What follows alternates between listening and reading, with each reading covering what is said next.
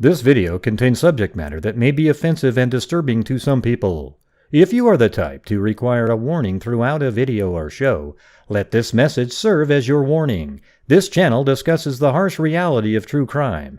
If this warning is not sufficient for you, consider a different genre and unsubscribe from my channel immediately.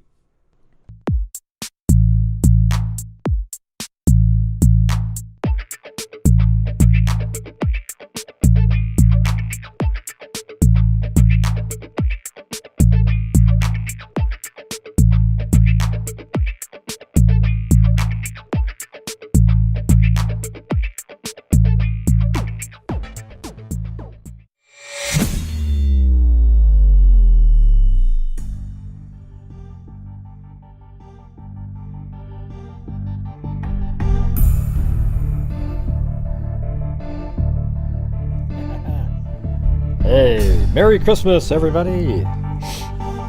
Why not just do a normal show? We did the Christmassy show last night. Right? And thank you, Tosh and Tracy Seamer before the show started. Welcome, Raw Data.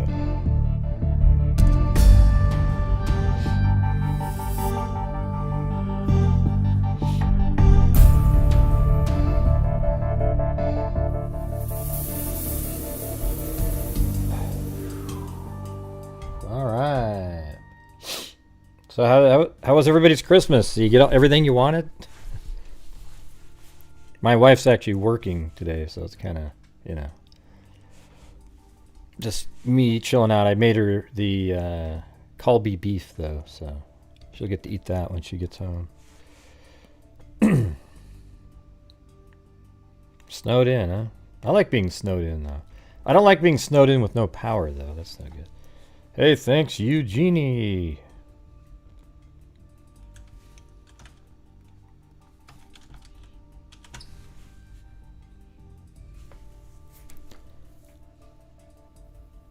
Yeah. Who was that one girl? Remember that one girl that was abducted from her parents and the guy killed both her parents and everybody thought she wasn't alive, and then a month later she was being kept in a room and got out. The name's always right on the tip of my tongue, but yeah, Jamie Kloss. There you go. There you go. I was looking at Tracy's comment up there that said Jamie, and that reminded me of. Hey, thanks, Quietly Frozen. Wow. Merry Christmas to you, too. And by the way, that's the coolest name in YouTube history. It's actually a really cool name, though. What do you think? Quietly Frozen.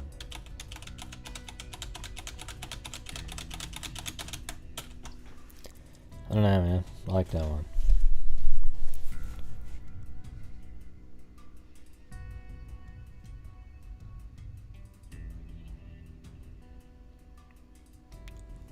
Some people don't get that healthcare don't quit just on the holiday. I don't know what that means. Been where, done what? Who are you talking to?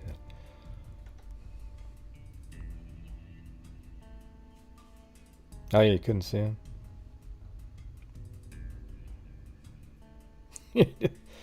Your new name is 10 pounds heavier. Yeah, this holiday has been pretty bad for just like the sweets, they're just everywhere. Hey, thank you very much, Annie T.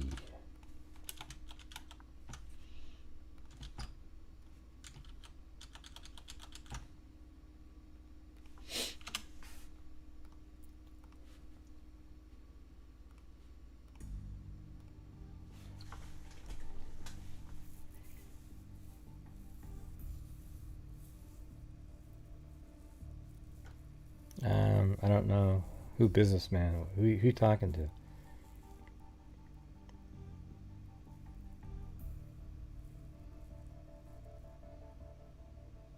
Yeah, why do you need to know his name, businessman? Just keep watching football, all right? Hey, if anybody knows a PI, let me know, man. But I'm gonna keep watching football. I'm really important, though. If you could just give me the name, I could call in. Merry Christmas. Let's see. Me too. I also got... Oh, wow. That's not fun.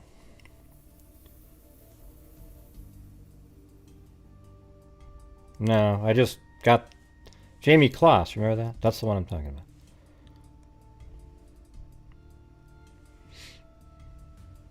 Yeah, make sure to hit that subscribe button, you guys. We gotta keep on moving.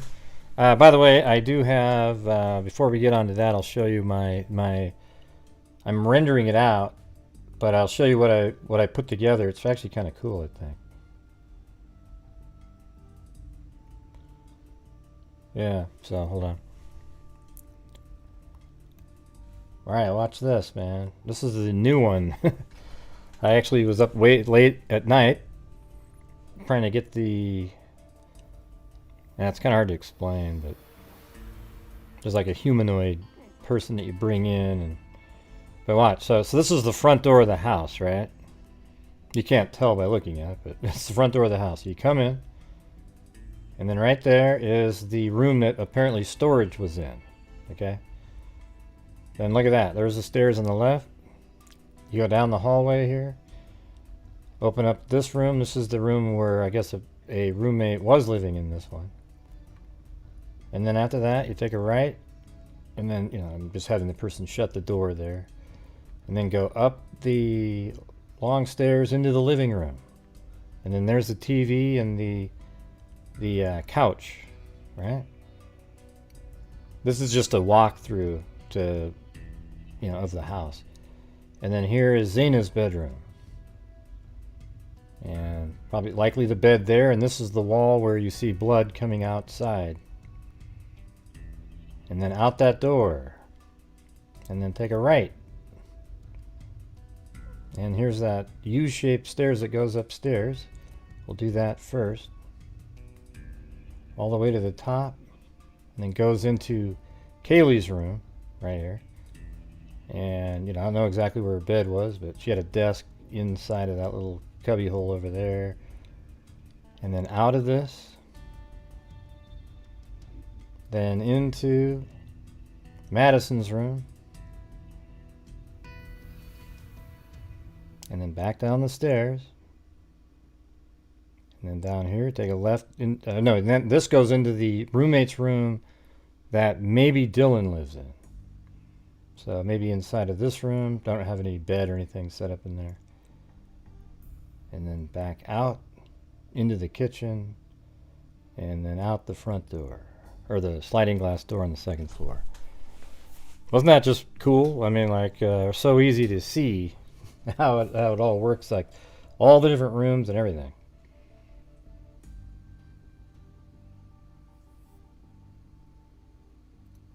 But yeah, I mean, it's just it takes like 2 minutes, so I have a rendered version of it. So that'll be pretty cool.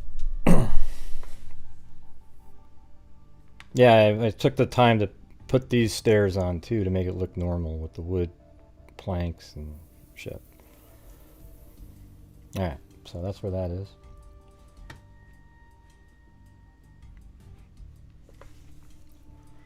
What'd that person say?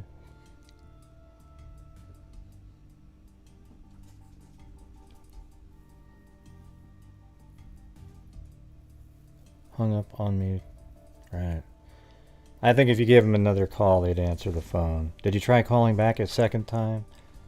I mean, if they... I don't know, man. I don't buy what you're saying there. I'm sorry, businessman. That the police hung up on you trying to give a tip, so now you need to get hold of the private investigator so you can give him the information, but you won't take credit for anything. I mean, I think the reality is you know, I don't know what your deal is, but why not just call them back again and say, hey, I tried calling, you know. They're looking for tips. Yeah, Crystal, almost there. Almost there.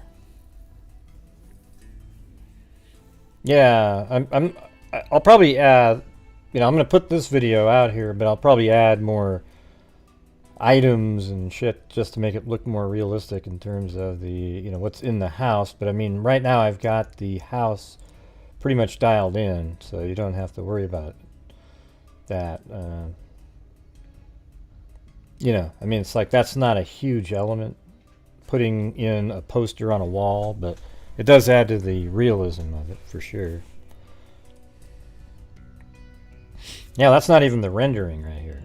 That's just, this is the program itself.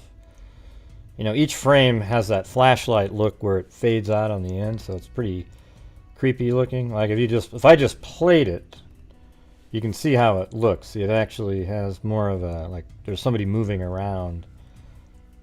See? Like that, instead of me scrubbing through it. Merry Christmas, Shelly Ann. And by the way, I watched Christmas Story 3 times.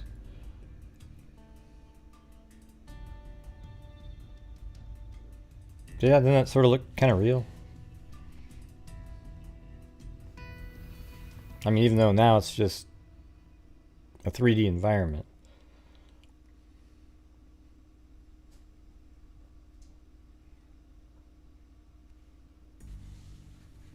Thank you, Shelly Ann.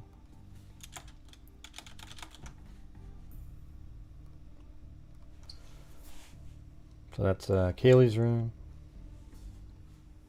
That's a bathroom to the left. Madison's room right here.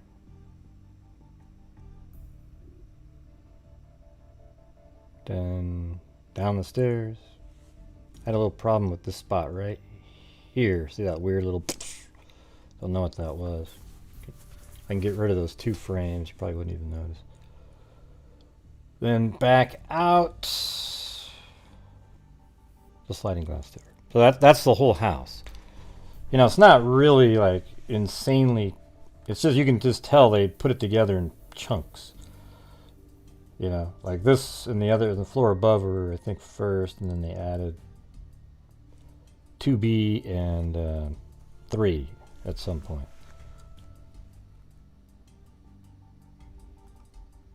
Why is it what? Why is it important to know what room Dylan was in?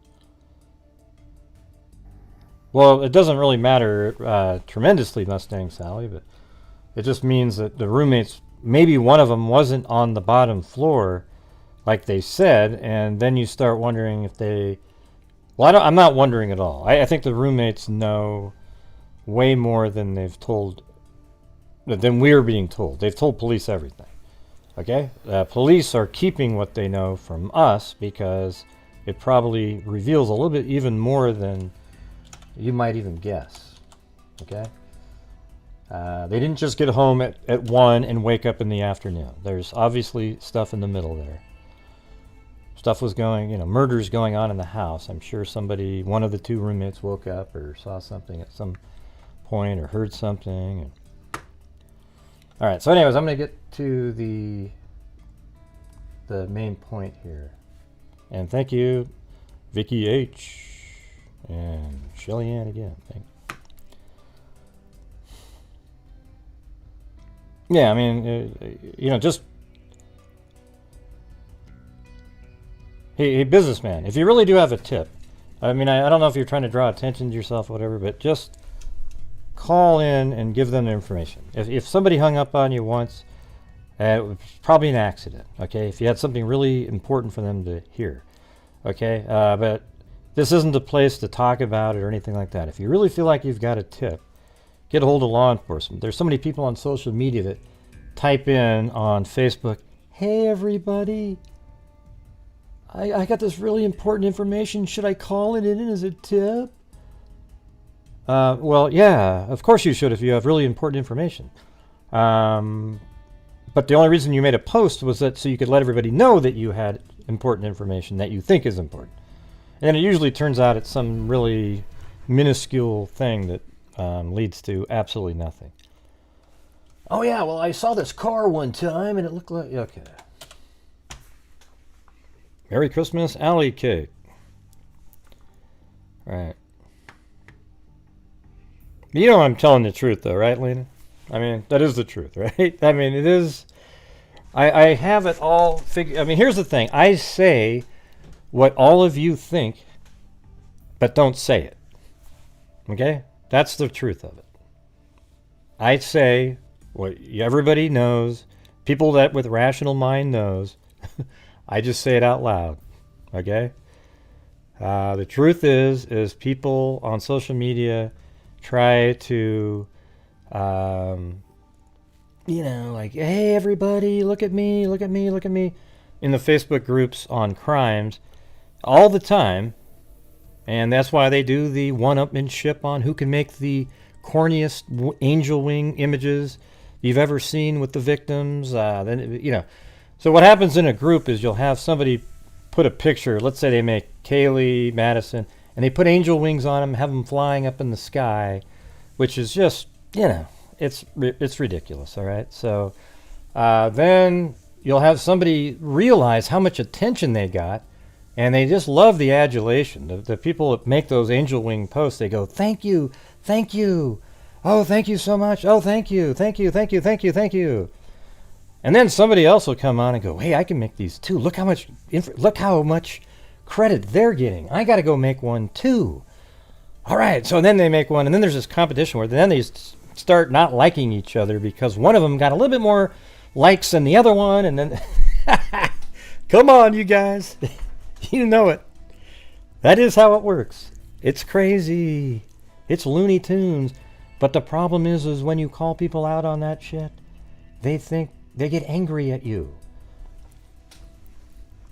Yeah, that's right, Ada. That's right. Oh, walking resume to do what? What are you talking about, Mike? I have no idea what you're talking about. Anyways, let me... what a stupid question. All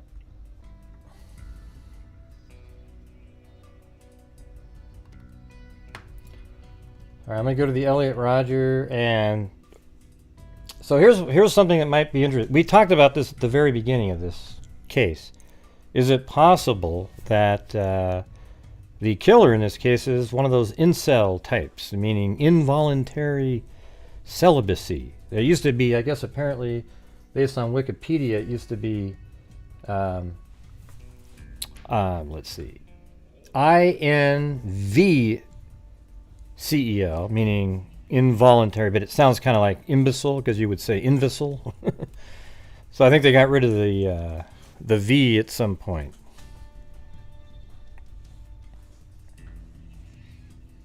Yeah.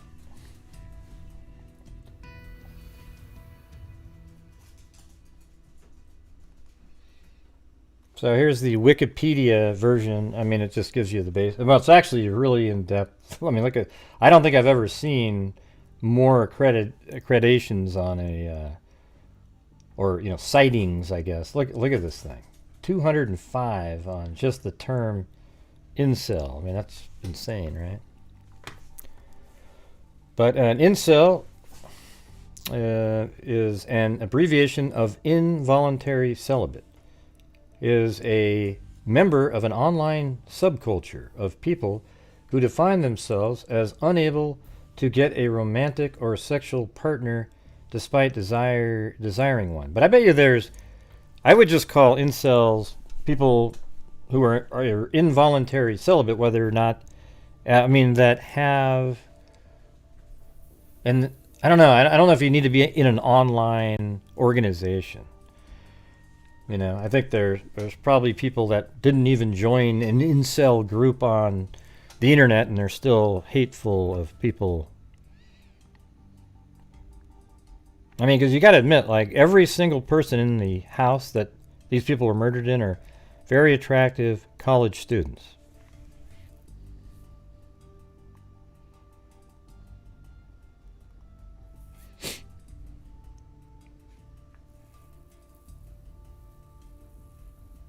Yeah, nerds.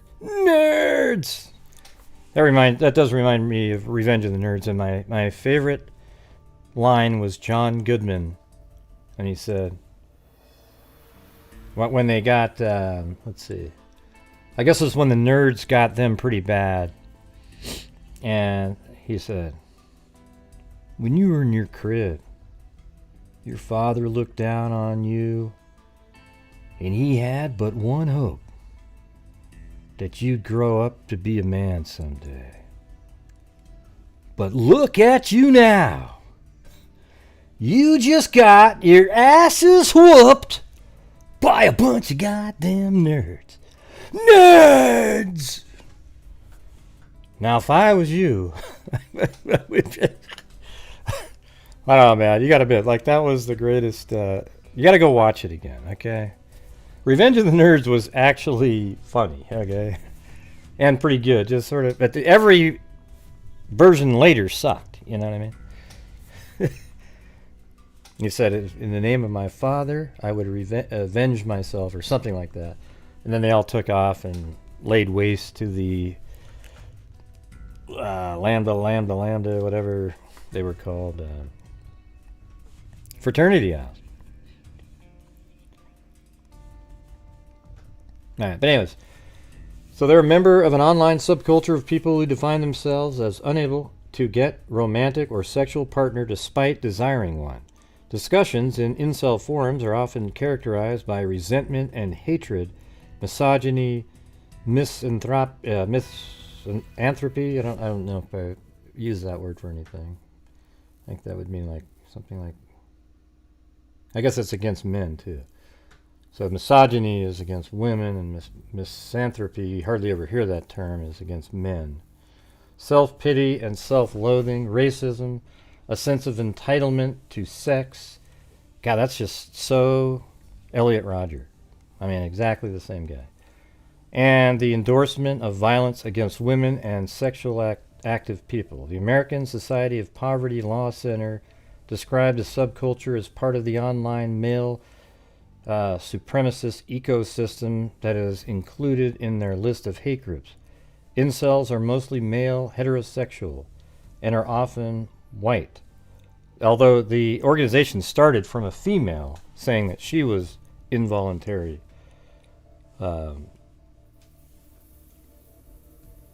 celibate.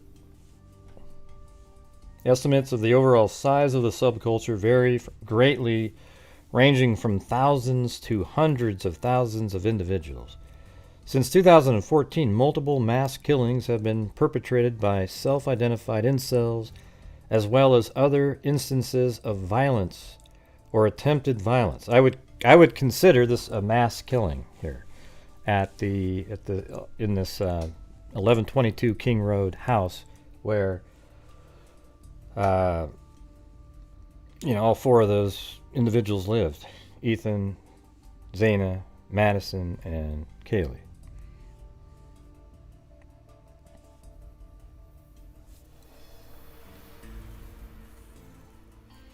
I think there's a lot of misandrists out there. Whatever. Are you sure it's misandrist? I thought they called it something else. Misanthropy. So I know anthropo means man in the morpheme world.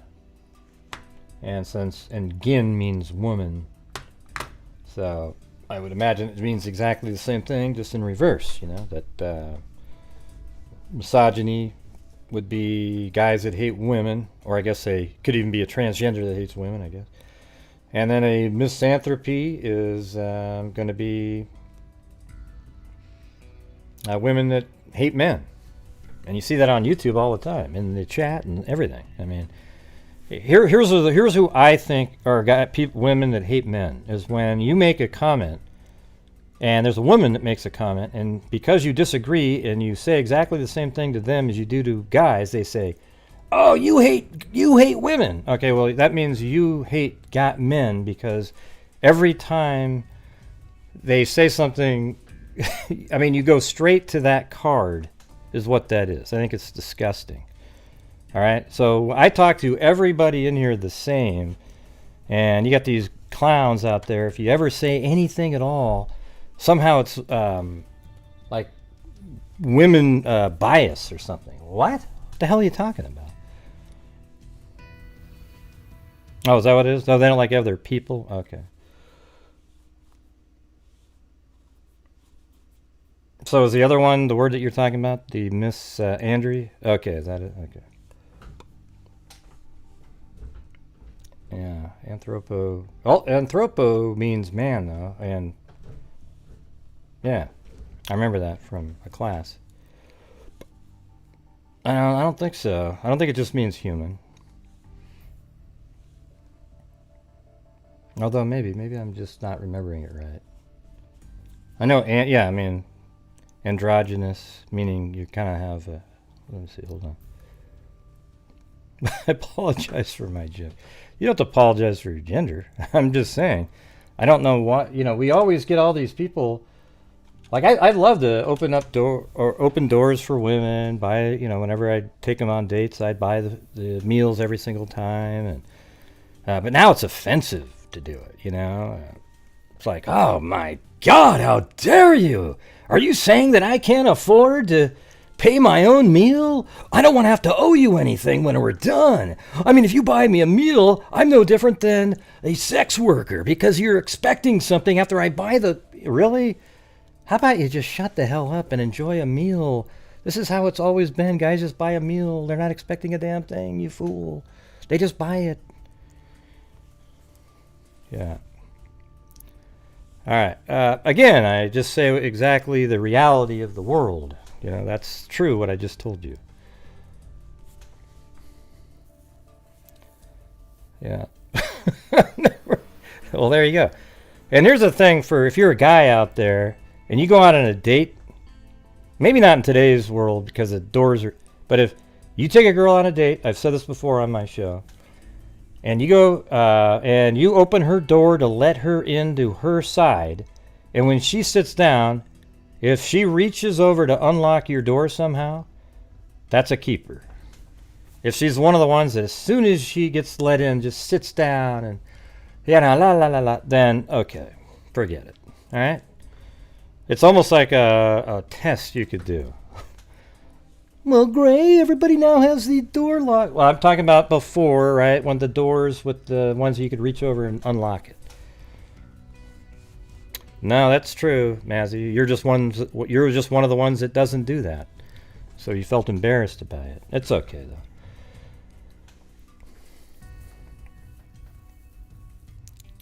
Sits down. Yeah, right, exactly. Just yeah, wow. Yeah, we'll try it next time. Jay, if you ever go on a date and if you open, well, I guess today with the different kind of locks, you automatically unlock them. But man, if you get one that even reaches over and tries to push open the door, man, that is...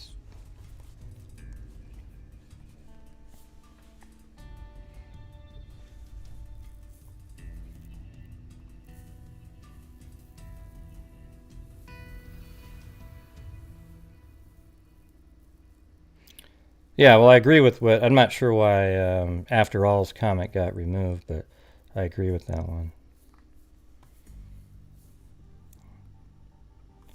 Leah the Libertarian, all right. Or at least the part at the end about athletics. I've had actual shows just based on that.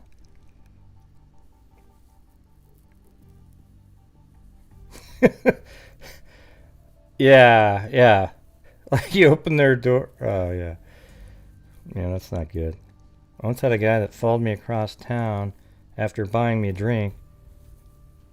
Yeah, well, I mean, that's different than a date, what you're talking about there, Holly Rose. Yeah, there's psychos out in the bars, but like if you go out on a date, guys just expect to pay. I don't know if it's still the same today, The only time a woman ever paid, it would be like if it was my birthday and they said, I'm going to take you out, I don't care what you say, and then they would pay. But other than that, it's just kind of the way it is, right?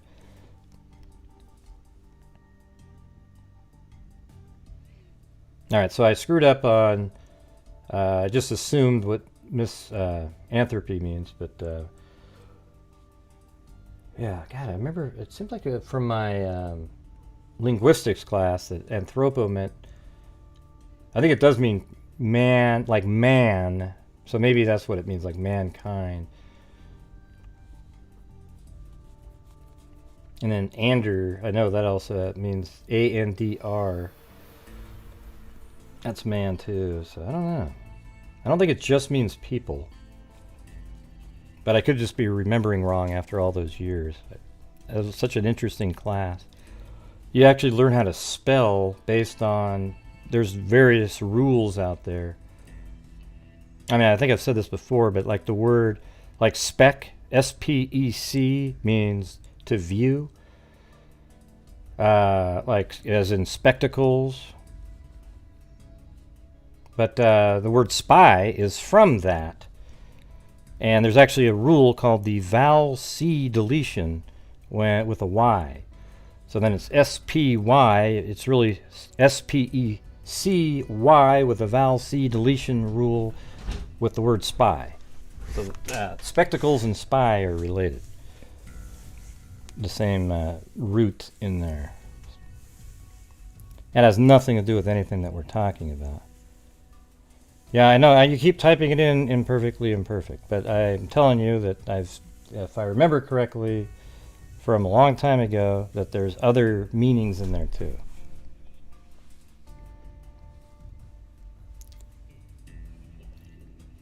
Yeah, but I mean, we don't need everybody to type it in 57,000 times. We've already discussed it. Hey, Richard Canick, the mechanic. How's it going?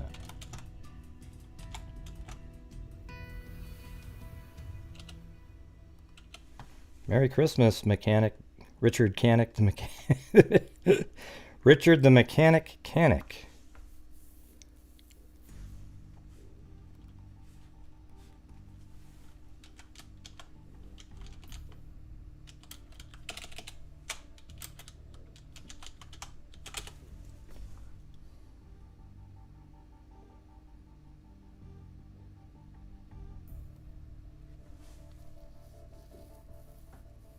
Yeah.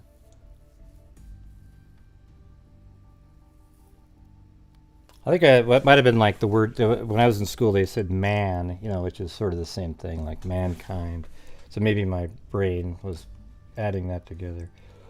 But like anthropomorphism is when you're assigning human characteristics to an inanimate object.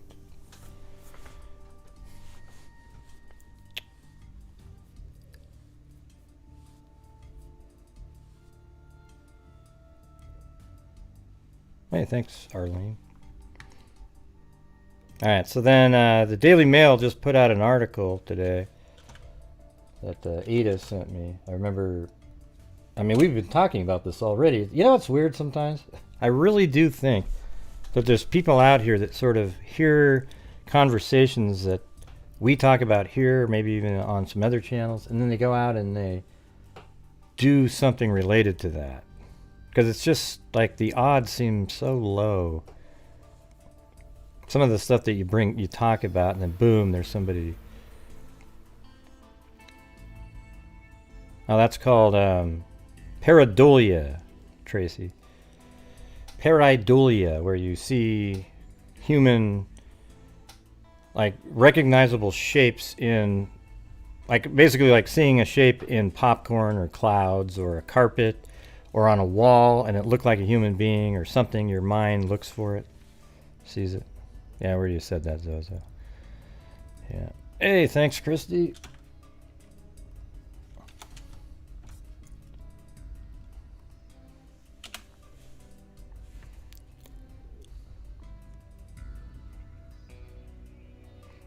Yeah, like the Jesus toast. But every once in a while, haven't you ever just been staring at your carpet and there's this perfect face that your mind just saw in there? Or like seeing a rabbit in the clouds. It's your mind looking for, it sees recognizable shapes.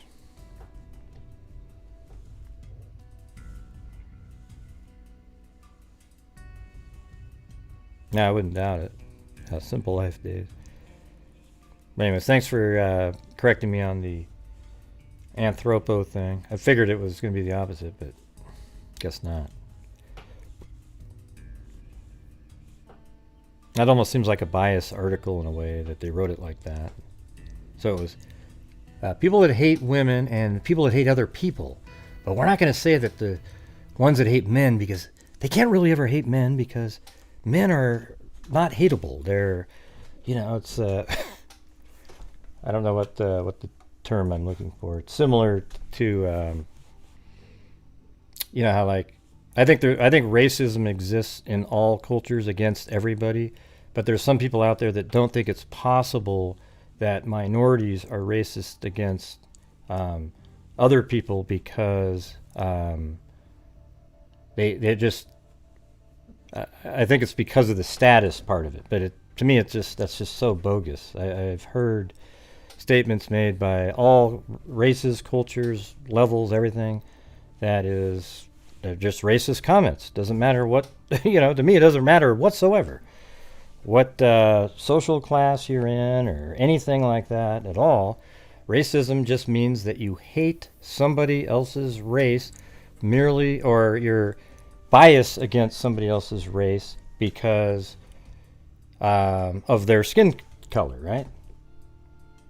So that's all I'm saying. I think it's weird that it's sort of like there's a subculture out there that thinks that only Caucasian people in America can be racist or something, and I don't agree with it. All right, so let me get this is the Daily Mail article.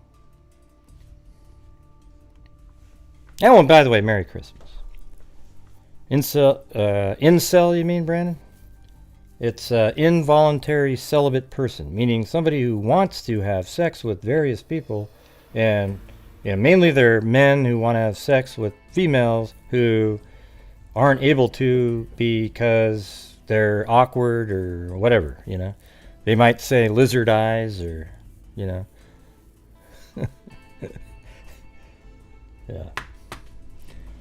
All right, let's see. So here is the Daily Mail article here. Yeah, it says, ex-FBI agent believes University of Idaho mass murder could be an incel with perverted anger towards women. And when did we talk about this? A month ago. With perverted anger towards women, killer came to boiling point. It says, an ex-FBI agent believed that the bloody massacre of the University of Idaho students could be, yes, anything. There's a lot of could-be's in this case. Could be a case of femicide with 3 victims being women. Yeah, I think Ethan was likely not an intentional, he wasn't supposed to be there, but we don't really know if there's a connection to his fraternity. Then it goes straight back to possibly him having something to do with it. Merry Christmas, Husky Mom.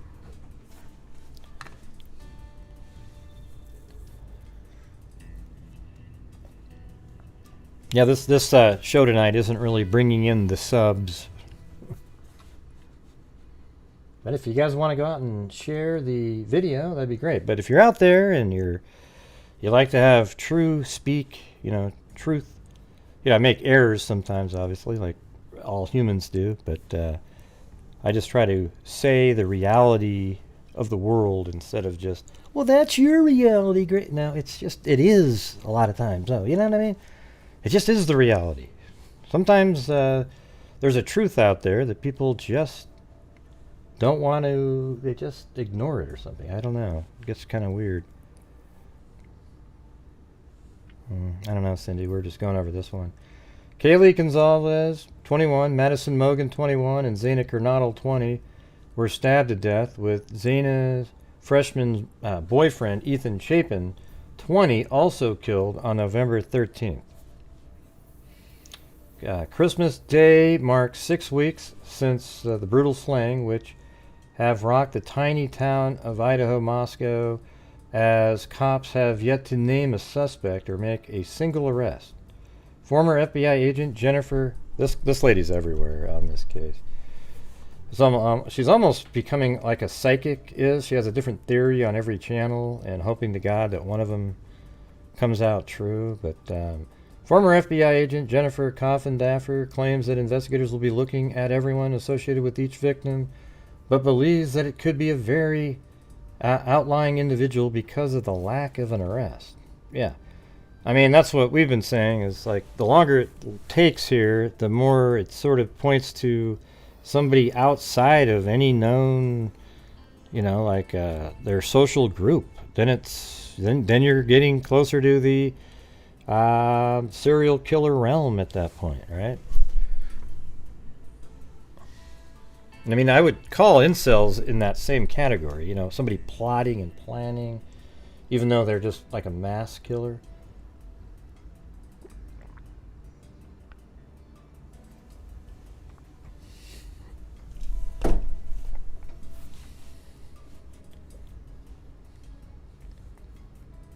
Yeah.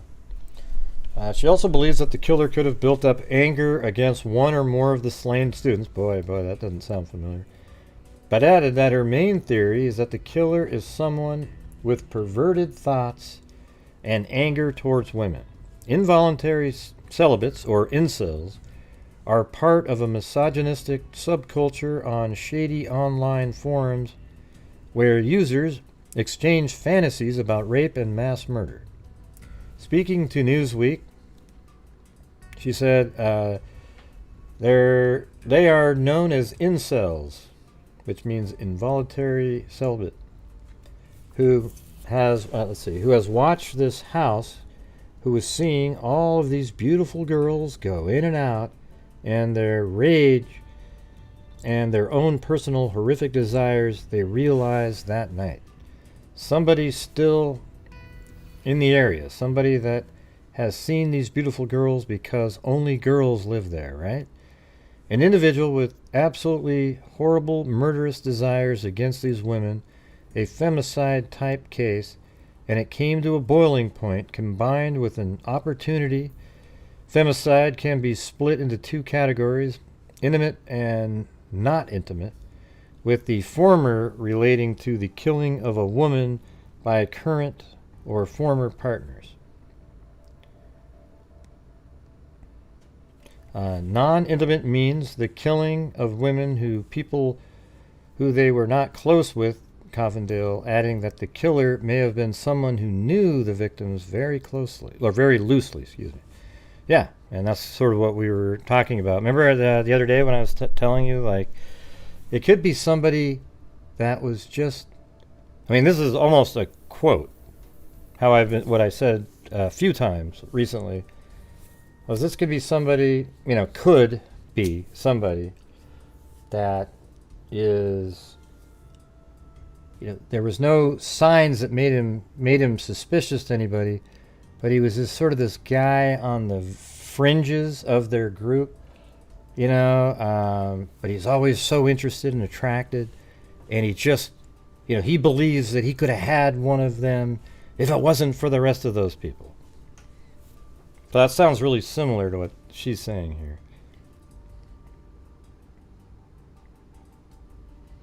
Yeah, well, I think the person likely knows the house. It's not a very big house, though. Like that video that I just showed you is only less than 2 minutes long, and that's all the longer it would take to get to all those rooms. And that's even entering from the downstairs. And that's going to every single room in the entire house. Hey, thanks. The Mike D Experience. I'm Mike D and I get respect. You cash in your jewelry is what I expect. Him, CA was with it. And he's my ace, so I grabbed the piano player and I punched him in the face. Gray, I want to punch you in the face. But many, many people know that house, yeah. Yeah. Hey, thanks. The Mike D Experience.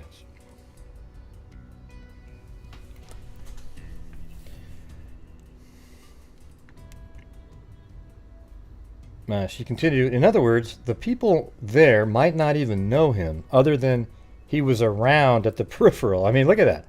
That's exactly what I said on here. And I'm not even an FBI profiler. It's weird. But somebody who would have gone unnoticed.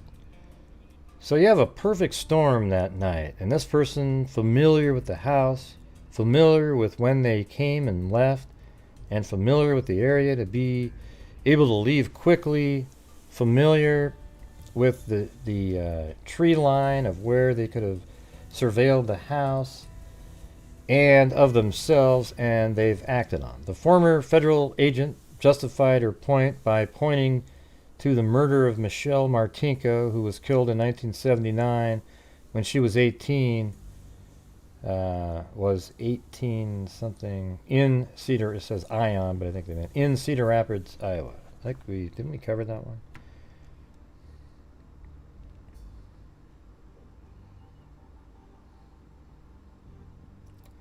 Her killer, Jerry Burns, was arrested in 2018 and was not a close acquaintance with the case being solved by DNA.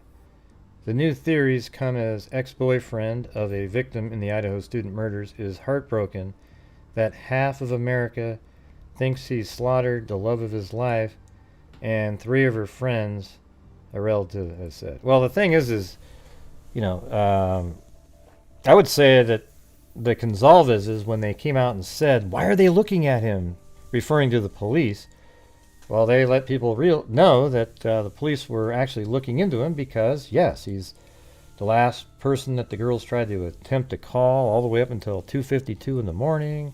He shared a dog with one of them, with Kaylee. Kaylee's leaving. They had just, they say they just broke up recently. Whatever, how long ago that means, I don't know. And, and then just the circumstances around the night are interesting. That camera footage that says Adam in it, I bet you police have had that for a long time. And maybe that made them a little bit curious too. Like, okay, Adam is somebody that's friends with the boyfriend. Did he come home and say something that was on there? He's cooperating with police. La la la la. Just goes on and on. No, he wasn't married. He wasn't there. Let's see. And even if he was, who cares?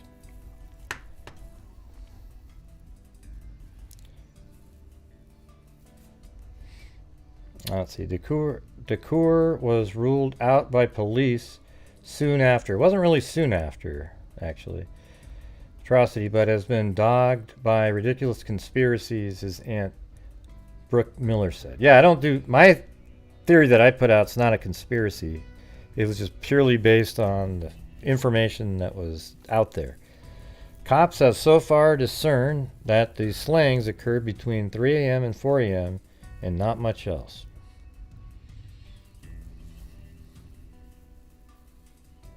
Goncalves' parents, Steve and Christy, have also said they stand by Jack 1,000%. All right, but you see how these articles keep bringing it up over and over again. I mean, it's just like I would just drop it if I was everybody. I mean, we'll see what the investigation turns up later. But as soon as they cleared him, I don't theorize anymore. I just say he's still, when you put all the information out there, out of the people we know and we hear about, he's the one that seems like a clear, possibility, even though now he doesn't because they've cleared him. Hey, Merry Christmas, Amber Maiden.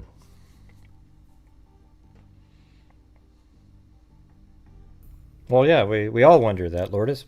That's because we don't know what she said. So when you say you're still wondering, I hope so, because none of us have the answer.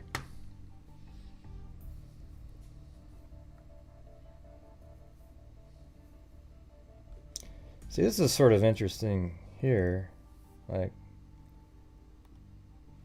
they put 3 and 4, but notice over here on this map, I didn't really think about that before, but they have 1 and 2 being in, this is Madison's room upstairs, I think. That's just that, this isn't, no, that's actually, no, that's Xana and Ethan right there. And then this would be after going up these stairs, and then they have master bedroom and bedroom. And I don't know if a bed could fit there. Like, this isn't correct here. Doesn't look like that. This goes all the way across, and then that would be, yeah, so that's not even right there. He described how tenants could hear footsteps resonate. This is a person that had lived there before. He said he could hear footsteps, creaking of the floor, In response to public outcry over lack of results in their investigation, police recently released some details offering insight into the final movements of the victims on the night of the slayings. They said Goncalves and Mogen went to a local bar, stopped at a food truck, and then caught a ride home with a private party around 1:56 a.m., according to a police timeline of the evening. Chapin and Kernodle, meanwhile, were at the Sigma Chi house, just a short walk away, and returned to the Kernodle room at around 1:45. Yeah, we already got it. Yeah. And by the way, I wanted. I will say the thing about opening the doors, like if you let a woman into the door and she doesn't open your door, that's totally different nowadays, because you have the little lock thing. It was just a long time ago. You know when you had the doors where you had to come over and use your key to open it? And that's when it was cool. But it's like nowadays, you just hit the button and it unlocks all the doors, so there's no reason for somebody to do that. So that used to be something that would make a difference, but it's not anymore. All right? Makes sense? Now, if you got a Volkswagen Bug or something like that, boy, I'll tell you what.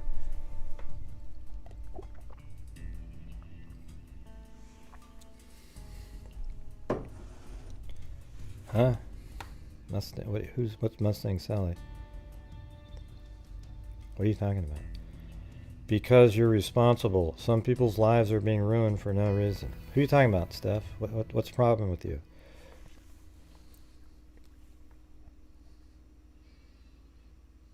I don't know. Now I have to go up and find out. Yeah, I don't want anybody to be the killer. You know? Like, I'm not going, ooh, wow, I really want one of the boyfriend to be the killer. I just had a theory at the beginning when, I could tell that, it seemed like law enforcement was looking into him because they hadn't cleared him. And then we find out about the phone calls. It was after I found out about those phone calls that really made it seem like, man, that's weird, And it seemed like Madison called because Kaylee knew that he was upset about something and therefore was likely screening her calls, and even mentioned, hey, we have a dog together, and things like that. And so you think that he's upset about something, and now we wonder if the Adam thing, they all could be absolutely related to nothing. That's the truth. But, I thought it was the most viable theory at the beginning. All the crap about the guy at the food truck and every other person, the guy that worked at some shop, a sandwich shop or something. I mean, give me a break. Yeah, I thought it was pretty. I mean, I bet I made it just channel members only at it. As soon as they cleared them, okay, well, forget it then. I didn't really have it out that long either. It was just sort of I don't feel that comfortable sometimes when it's just a theory. They're not. Sometimes there isn't really the greatest chance on a quick theory like that at the beginning. But still, out of all the people, he makes the most sense. But he doesn't really. That's the weird part, is we don't have enough information in the case to. I mean, there could be other people that you go, wow, okay, man, he was right there. He was right there. All right, so we just went over this FBI agent's like a theory, ex-FBI agent theory, Jennifer Coffindaffer or Dafer. And then we're going to look at the Elliot Rodger case, because I went back to newspapers.com, and we'll just check this out. So this is back in 2014. That just shows you how long we've been on social media, right? Ada, I mean, my God, I think I was doing 2012, I think, was the Jodi Arias trial, and then we did the McStay stuff, and this popped up. I mean, this is a long time ago. Thank you, Ria Mazzarone.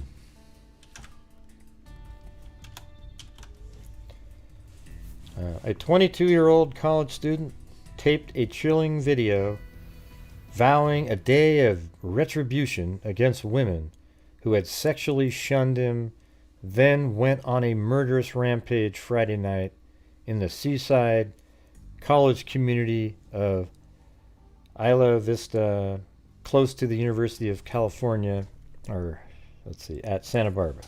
The shooter, identified by authorities as Elliot Rodger, 2 first names, 22. I think his dad was a Hollywood producer or something like that. The shooter, identified by authorities as Elliot Rodger, 22. I mean, same age right here. See, this is sort of the boiling over point. You're 22 years old. Probably not thinking he's got any prospects. Why do all these other guys get to be with somebody? The shooter, identified by authorities as Elliot Rodger, 22, killed 6 people, including 3 men whom police discovered stabbed to death in Rodger's Isla Vista apartment. So he killed his roommates. With a knife. Rodger then shot 3 university students to death and injured 13 people, including 4 struck by his black BMW as he careened across town, exchanging gunfire with sheriff's deputies. He crashed his vehicle into a parked car, and then deputies pulled him out and handcuffed him. They could clearly see that he was dead from a gunshot wound. So he probably shot himself. Yeah.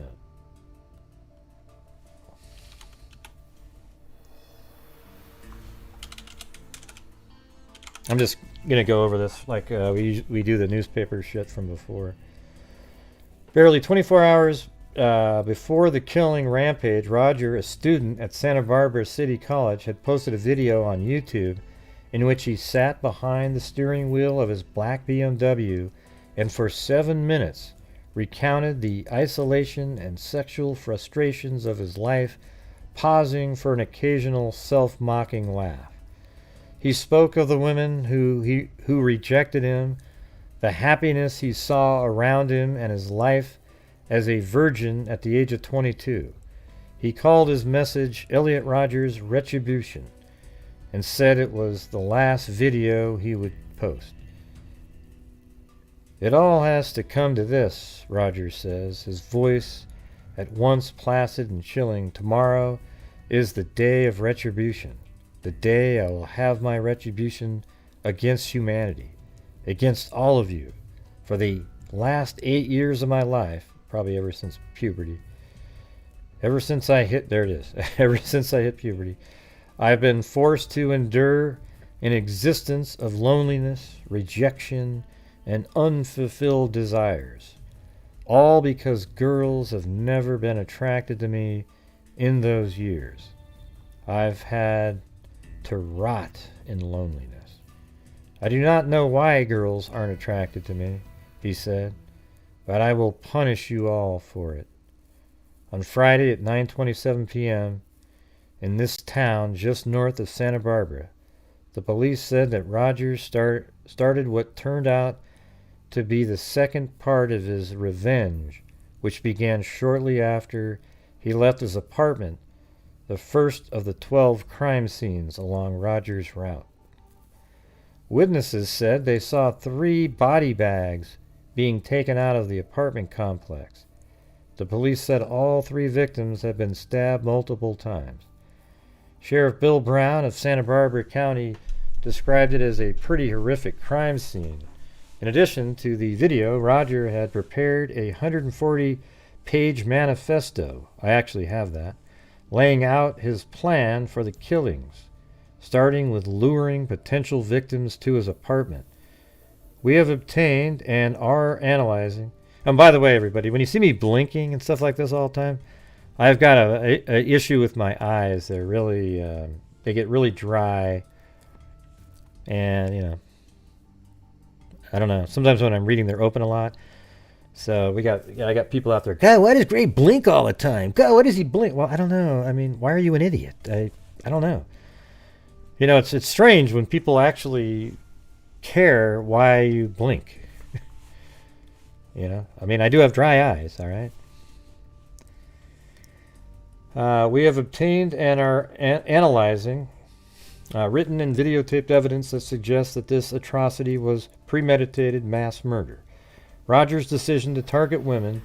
In his video, he spoke bitterly of stuck-up blonde women who had refused his advances, referring to obnoxious young brutes he saw walking on the beach or the tree-lined campus. Was particularly chilling. On what should have been a festive Memorial Day weekend, the unofficial start of summer, the day was instead filled with images of women sobbing. In one case, a young woman recounted how a bullet had narrowly missed her head. I mean, it's weird when you look at the pictures here. It just sort of seems like the same group of people. You know, and guess what? I mean, you got 4 blondes in that house and 1 dark-haired girl. I mean, what if this person is very similar, but just wanted to get away with it? Didn't want to go out in a blaze of glory, just wanted to get payback. You know, in the Idaho 4 case. And yes, if you guys could hit the subscribe button, I'd really appreciate it. We're trying to get up to the 100,000 mark in the next, you know, if I could do it by New Year's, it'd be great. If not, it's no big deal. But I would really appreciate it if you guys could subscribe to my channel so I can make some headway there. All right. And also hit the subscribe, or not the subscribe, but the like button. And if you could share the video, that'd be awesome too. In his manifesto, which he called My Twisted World, the story of Elliot Rodger, Rodger said the police had visited his apartment in April, acting on complaints of his mother, who was alarmed by videos he had posted online. He said he had managed to convince the police that there was nothing to worry about and quickly took down the videos. Posting them again, so his mother actually called police and said, hey man, there's something wrong here. They go out there and he convinced them. Posting them again in the days before that he called his day of retribution. The sheriff acknowledged that deputies had visited Rodger's apartment April 30th, but said he had appeared courteous and polite and did not meet the conditions that would have permitted them to confine him. You've got to understand that this is a fairly routine kind of call that is quite commonplace, he said. The deputies are well trained and are adept at handling these kind of calls. They reported 2 other encounters with Rodgers, including once when he reported that he had been attacked, and once when he called because he wanted to file charges against his roommate for stealing 3 candles with a value of $22. And by the way, the roommate was actually like admitted guilt and charged. I mean, hey, Elliot, there was a reason people didn't want to be with you there. Okay. In his videos, a blog on Facebook, and the manifesto, Rodgers portrayed himself as a loner in a pleasant and perpetual sunny college town on the California coast. He spoke of going to beaches and watching with rage as couples held hands or kissed, of escaping to serenity on the local golf course because he knew, he said, he would not see a couple there. He posted on his sites where other young men shared their rages, so that's one of the incel sites, frustrations and being virgins, and complained to classmates about the difficulty of meeting women. He referred to himself as an incel, so there you go, short for involuntary celibate. His father, Peter Rodger, who is British and lives in Los Angeles, has written, so he's not a producer, he's a screenplay writer, and was the 2nd unit director on the film The Hunger Games. His son boasted on his Google Plus page of attending the world premiere of that and other films. The family, through their lawyer, Alan Schiffman, issued a statement expressing their sympathy for the victims. The 6 people killed, as well as Rodger, were declared dead at the crime scene, scattered across the streets he traveled. In addition to the 3 killed at his apartment, Rodger killed 2 women in front of the Alpha Phi sorority. Well, what's the name of the sorority? Isn't it the same one? That's kind of weird. at the University of California campus, leaving another woman there severely wounded and one young man eating at the 4 Delmart and Pardell Road, a Friday night gathering spot. I forgot the name. What's the name of the sorority in the Idaho case? No, something Phi, right? Like, anybody know?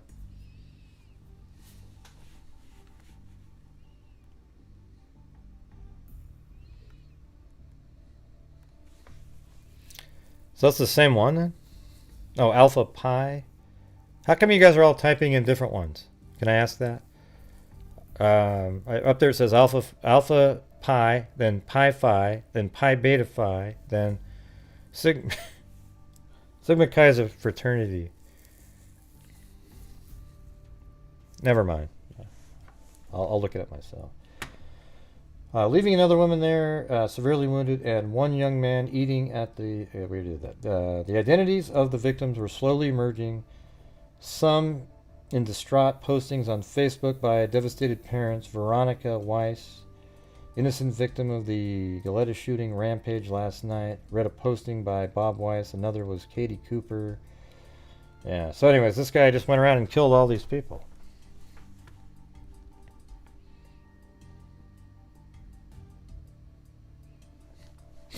Moon Apple Pie. Wow, that's a good one. Yeah, that's...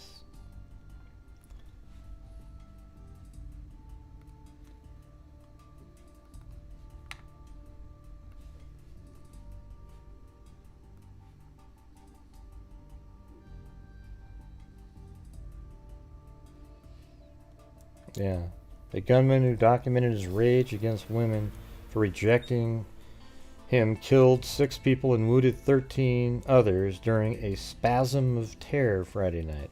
Some stabbed to death in his apartment, and others methodically shot while he drove through the crowded streets of a small college town. The gunman, identified by the police as Elliot Rodger, 22, was found dead with a bullet wound to his head. They changed some laws in California because of this, like mandatory gun removal from a person based on some of these reports, and they can get it back, but like it's removed from them.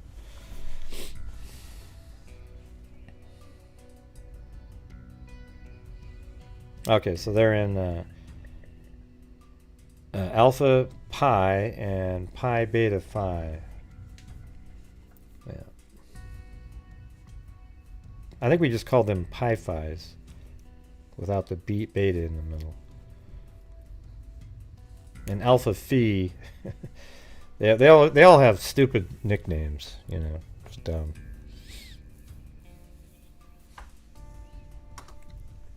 Welcome, Trucka Girl. Trucka Girl?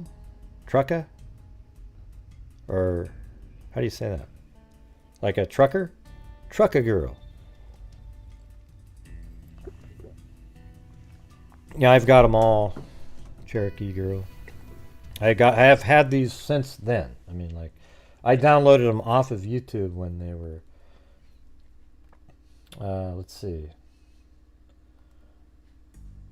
Let's see. Like, these are the videos right here. Let's see what the date is on these.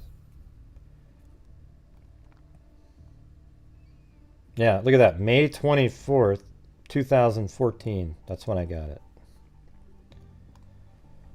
And this is, man, this is like the day the shooting happened. See, just I mean, look how weird that is.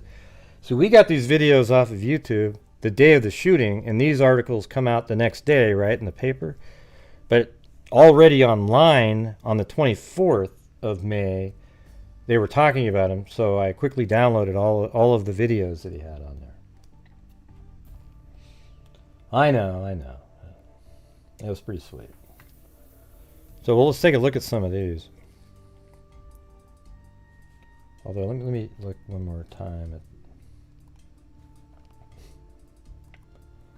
if there's any more on the 26th here. Frantic parents of shooting suspect race to Isla Vista during rampage.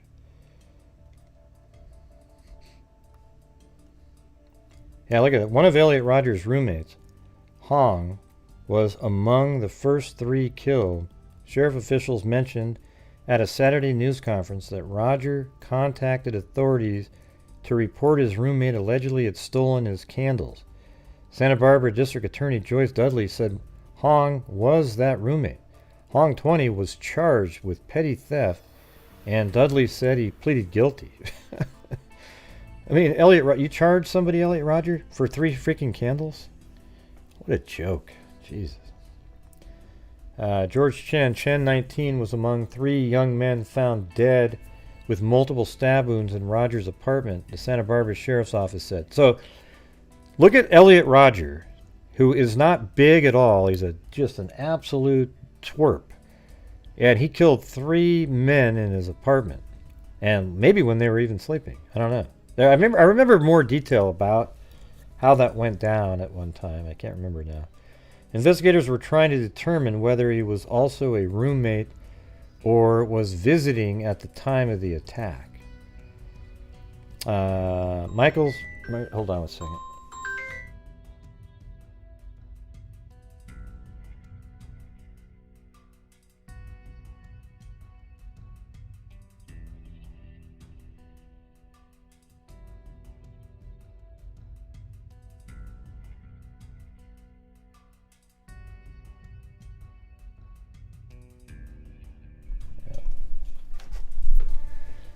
Michael Martinez, 20, was an English major from Los Angeles, California.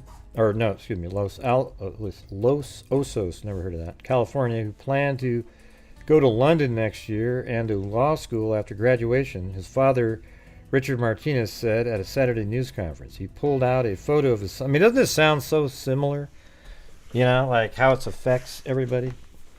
He pulled out a photo of his son, a small child in a Chicago Cubs baseball uniform, and said they used to call him Mini Sammy Sosa, referring to the former Cub star.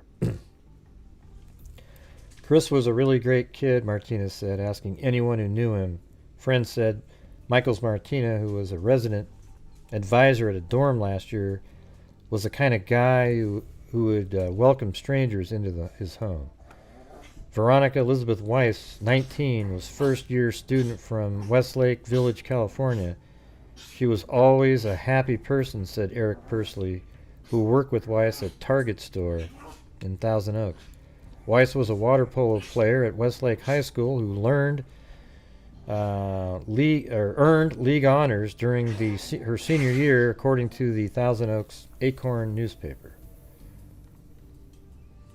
Where's the other 2? Well, I think it was up here. Catherine Brianne Cooper, her friend Courtney Benjamin, said Cooper, 22, was a painter with an outgoing side. The resident of Chino Hill, California, was about to graduate with a degree in art history. She was a self-proclaimed princess, and I love her for that, Benjamin said, and I know she had a crown on her head today. Andrew, let's see, Nodo Hamip, man, I'm not even going to try. Dance teacher 3 years ago, and look at that name right there.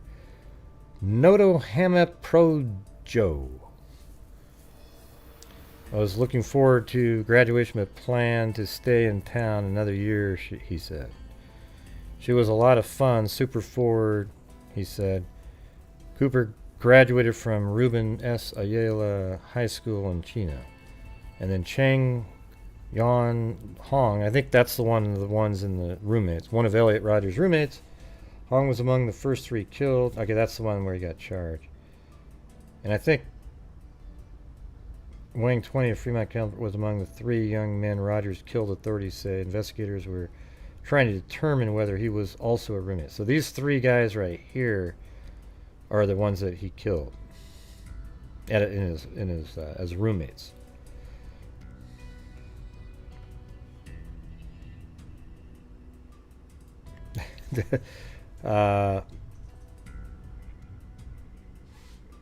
Let's see. Did I pronounce Trucka Girl correctly? I don't know.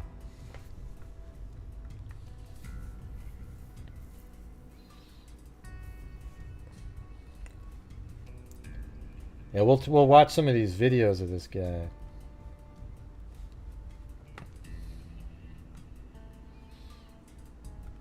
This one's bigger. Like, it has a bunch of. There has been a great injustice.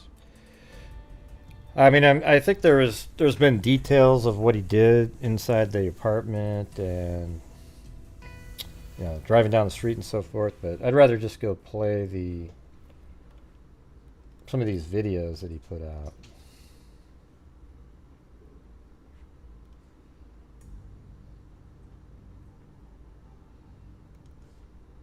So here's one.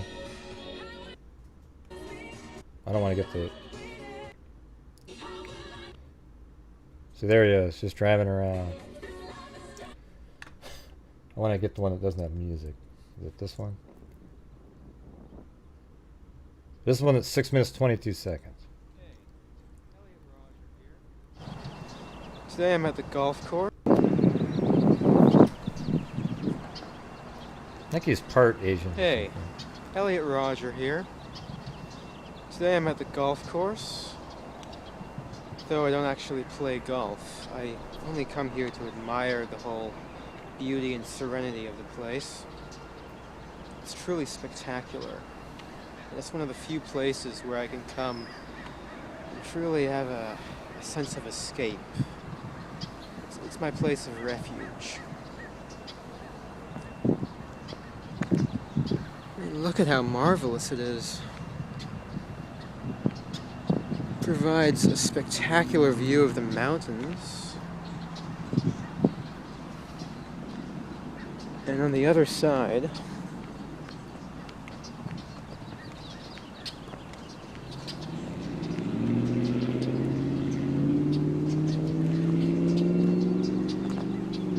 you can see the ocean from here. Absolutely beautiful.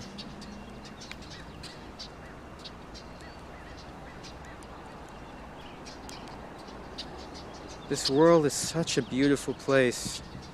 It's such a tragedy that I've had to live, such a pathetic life in it, all because of the cruelty of humanity and women. See? He hates women. He blames his life's woes. I always come here to watch the sunset.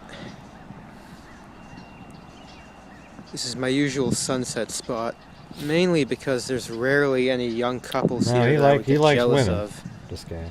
And I love this walk right down the parking lot towards the setting sun.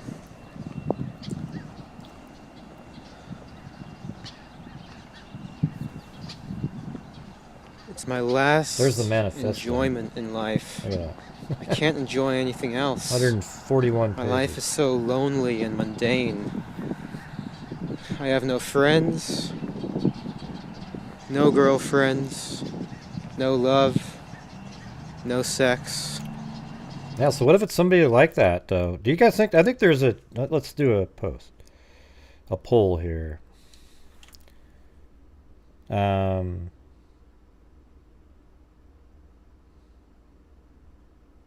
I hate asking could this. Do you think the killer in the Idaho 4 case is an incel? Alright, there we go.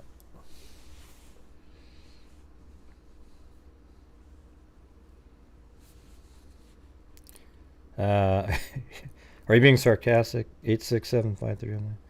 I don't know if he, his personality.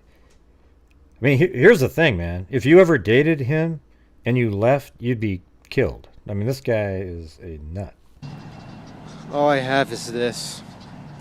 Being able to walk in beautiful places like this. Okay. I could almost tell because of what you said. 86753.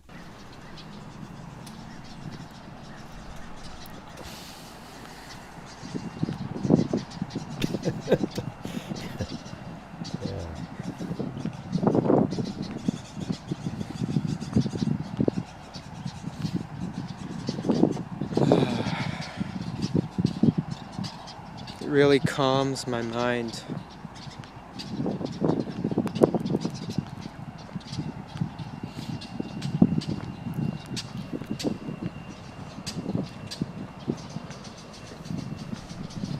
Right here, this is where I park to watch the sunset.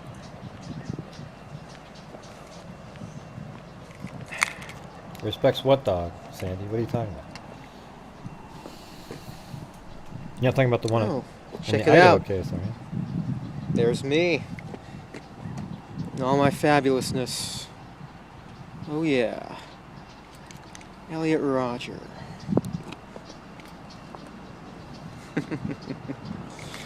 I am so awesome. The thing is he knows he's a loser. Like, you guys are typing it in like loser. Yeah, I mean.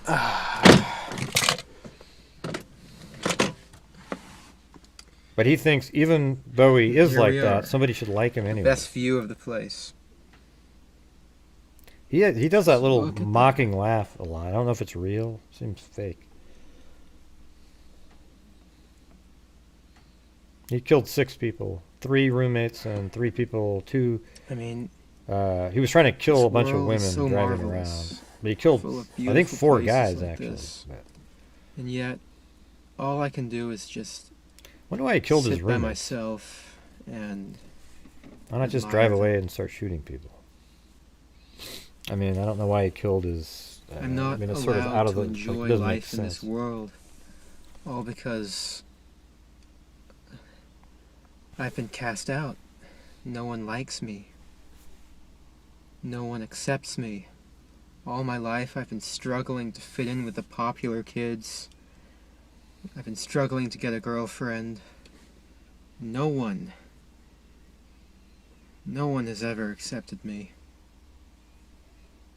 It's so sad. I can't enjoy life in this world anymore.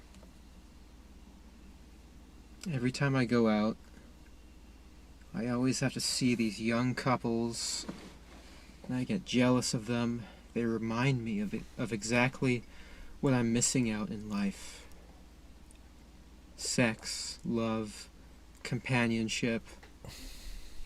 I desire those things. I desire girls. I'm sexually attracted to girls.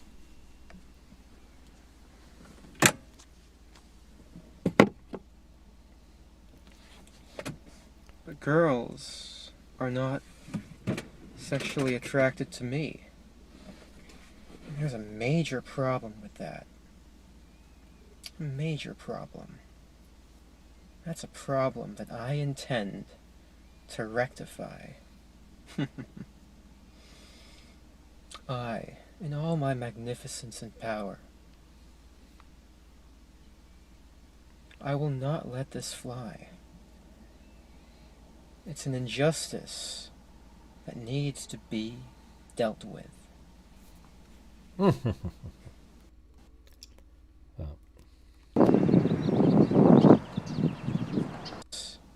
That needs to be dealt with.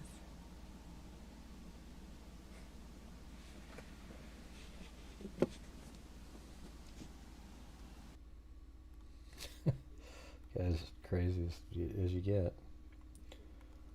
I'm just going to play these, if they don't have music in them. He had a bunch of them.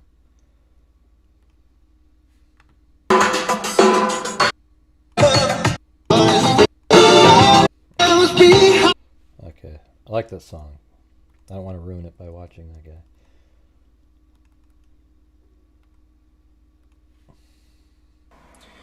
Hi, Elliot Rodger here. This is the one, I think. Well, this is my last video. It all has to come to this. Tomorrow. Do you guys need me to boost that audio up a little bit for you? I can. Just remind me, because I'll be really loud. Is the day of retribution. The day in which I will have my revenge against humanity. Against all of you. For the last 8 years of my life, ever since I've hit puberty, I've been forced to endure an existence of loneliness, rejection, and unfulfilled desires, all because girls have never been attracted to me. Girls gave their affection and sex and love to other men, but never to me. I'm 22 years old, and I'm still a virgin. I've never even kissed a girl. I've been through college for 2.5 years. More than that, actually. And I'm still a virgin. It has been very torturous. College is the time when everyone experiences those. I mean, the thing is like anybody that he was with, do you think she would have lived if she didn't want to be with him anymore? Anybody?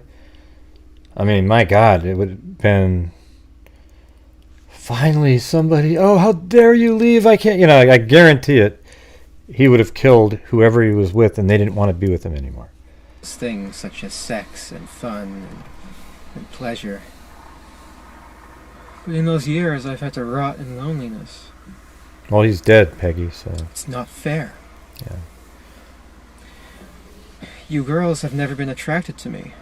You girls. I don't know why you girls aren't attracted to me, but I will punish you all for it. Well, he's part of there's a community of people just like him. It's an injustice, a crime, because I don't know what you don't see in me. I'm the perfect guy. And yet you throw yourselves at all these obnoxious men, instead of me, the supreme gentleman. Oh, he's a supreme gentleman, you guys. I will punish all of you for it. The maniacal laugh. On the day of retribution, I am going to enter. Wait a minute. Do you hear that? Oh, somebody used it. Look at it. This guy. Wow. Just wow. Ha ha. Yeah. I have a mug that says wow, just wow on it. Yeah. It's the most overused little phrase there ever was. All right, here we go. This sorority house of UCSB. And I will slaughter every single spoiled, stuck-up, blonde slut I see inside there. All those girls that I've desired so much. They would have all... And you know what I think? I bet you in the incel world, it's the blonde, sort of social elite, pretty girls that they all hate the most. And that is a little interesting about the Idaho 4 case, where 4 of the 5 girls living there were blonde, or blonde. I mean, I don't know if they were born blonde, but they had blonde hair in there, and it was just Xana and Ethan. Xana was dark haired, and Ethan was just a guy that was visiting that night. Rejected me and looked down upon me as an inferior man if I ever made a sexual advance towards them. While they throw themselves at these obnoxious brutes. I'll take great pleasure in slaughtering all of you.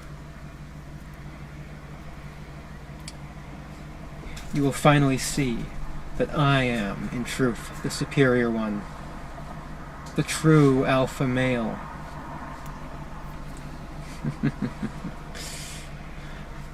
He says that's just he's psycho, man. After I've annihilated... Because then he actually goes out and does it. He's not just talking. House, I'll take to the streets of Isla Vista and slay every single person I see there. All those popular kids who live such lives of hedonistic pleasure while I've had to rot in loneliness for all these years. They've all looked down upon me every time I tried to go out and join them. They've all treated me like a mouse. Well, now, I will be a god compared to you. You will all be animals. You are animals, and I will slaughter you like animals. I'll be a god, exacting my retribution on all those who deserve it. And you do deserve it, just for the crime of living a better life than me. All you popular kids, you've never accepted me. And now you'll all pay for it.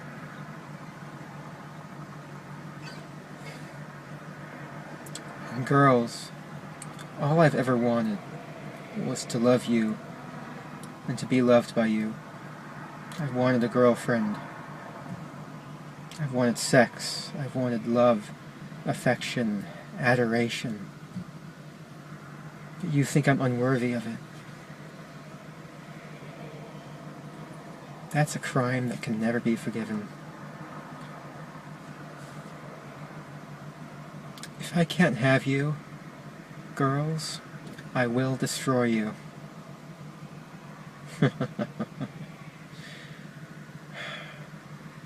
You denied me a happy life, and in turn, I will deny all of you life. It's only fair. I hate all of you. Humanity is a disgusting, wretched, depraved species. If I had it in my power, I would stop at well, you were the main one. Okay. To reduce every single one of you to mountains of skulls and rivers of blood. And rightfully so. You deserve to be annihilated. Yeah, we've been going over this for a long time, Joe. This is Elliot Rodger in 2014 on May 24th. He killed 6 people. And this is he's letting people know he's going to do that. Okay, we've been going over this since the beginning. I have a rewind button for a reason. Yeah. Even though it's absolutely, I hate having it, but I have it for people like you. You never showed me any mercy, and so I will show you none.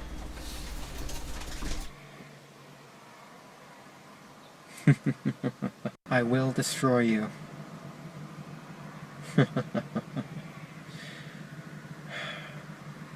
You denied me a happy life, and in turn, I will deny all of you life.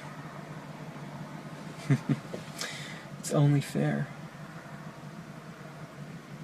I hate all of you.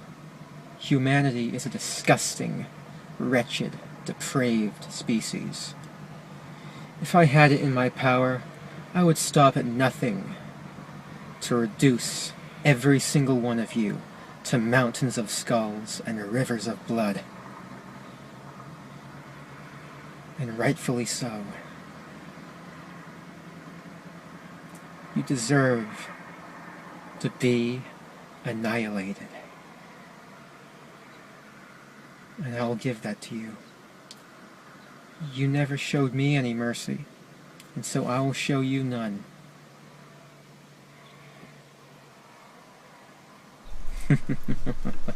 Yeah, sorry my wife got home there and hadn't seen her today. She had to work. Suffer all my life, and now I'll make you all suffer. I've waited a long time for this. I'll give you exactly what you deserve, all of you. All you girls who rejected me and looked down upon me and, treated me like scum while you gave yourselves to other men.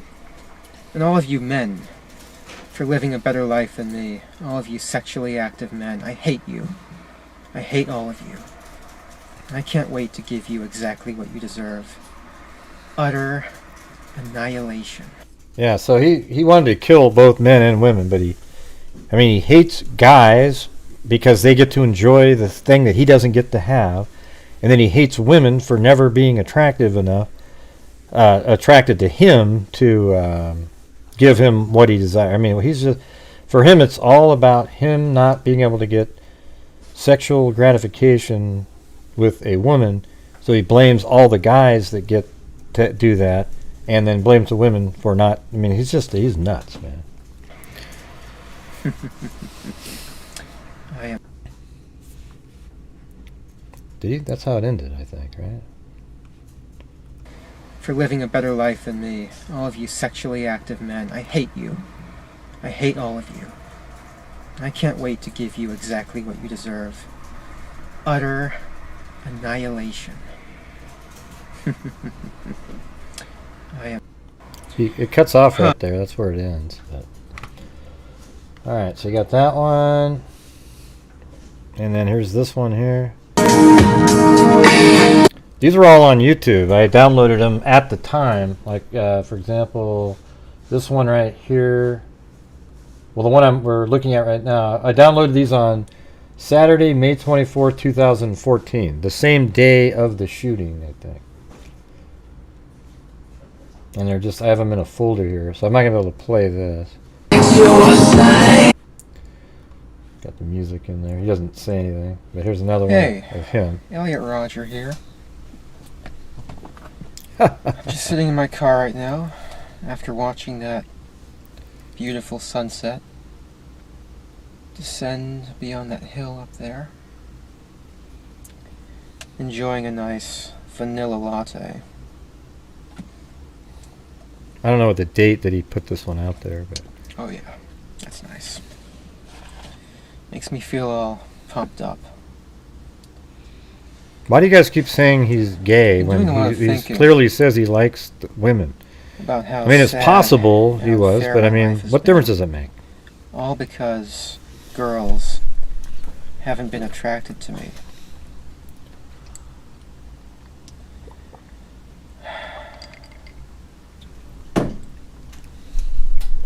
I've been going through college. And if you guys could take the time really quick to hit the like button, doesn't cost you a damn thing.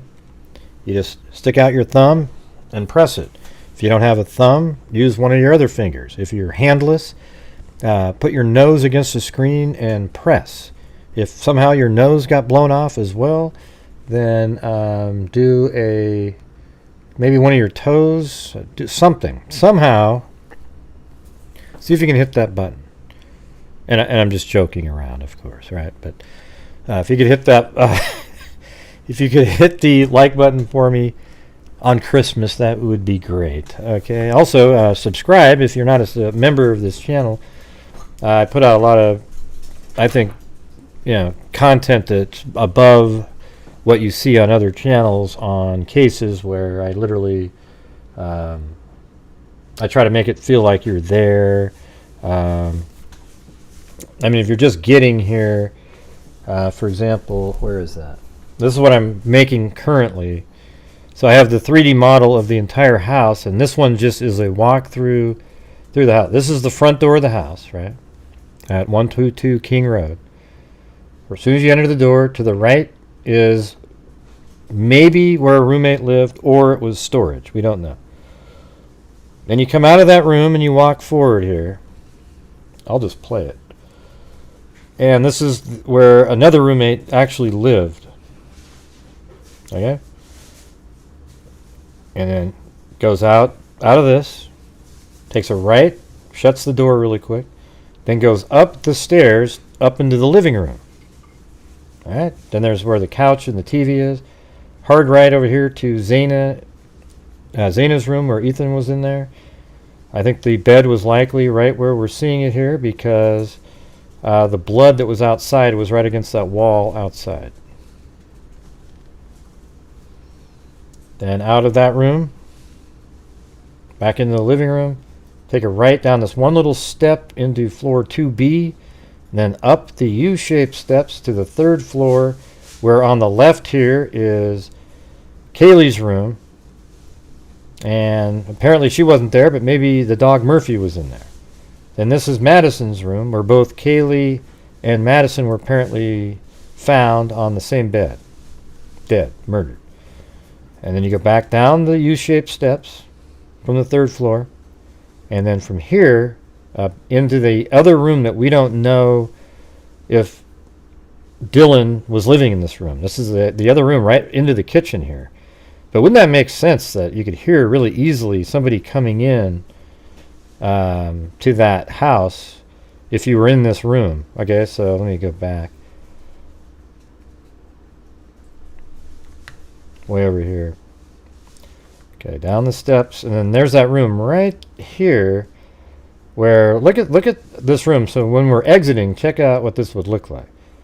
So right there, see that little space you can see there? That's the living room. That's where Ethan and Xana just down the hall were attacked. And then look at right there. There's the kitchen. Right where the guy would come into the room is right there. I mean, it's like, if you're in this room, you hear everything. There's no way you didn't hear stuff. And guess what? Right above this room is Madison's room. So whoever was in this room, it's really interesting because the other room that apparently was for storage was also similar, where it was right below Xana's room, and then the living room's just right there. This room right here, just above, is Madison's room, and let's see, and just above is Madison's room. Then down the hall is the kitchen, and this is the living room right here. I mean, so you're right in the midst of all this. I mean, it's a pretty small house, though. Okay, it's a pretty small house. So anyways, you go inside that one room right next to the stairs there, and then out the sliding glass door. All right. So let's get back to the video here of Elliot Rodger. There was an article in Daily Mail today that was wondering if the killer could be an incel type like Elliot Rodger. For 2.5 years now. And in those 2.5 years, I've had to rot in bleak and sad loneliness, while other guys get to enjoy my voice is probably really loud because I forgot to turn down all the pleasures of, sex and socializing and partying. I've never had a taste of that because no girls give me a chance. No girl at my college has ever expressed. They never said that they didn't hear anything, Lori. Bethany and Dylan never said they didn't hear anything. They haven't spoke to the public. Early on, they said they heard noises and locked their doors. Any interest in me. I mean, you give a chance to all these stupid, obnoxious guys that I see you walking welcome, with. Neelich. You don't give a chance to me. And thanks, Texas Girl. Why not? Right there. I'm such a magnificent guy. Yeah, you're just awesome. I'm beautiful. Dude. God. You can't deny that. I've traveled all over the world. I have so much to talk about. I'm civilized, intelligent, sophisticated. I have a sense of style. I was wondering if he had, was on the spectrum, maybe like, I don't know, a little bit like Adam Lanza or something like that. Yet you girls don't see it.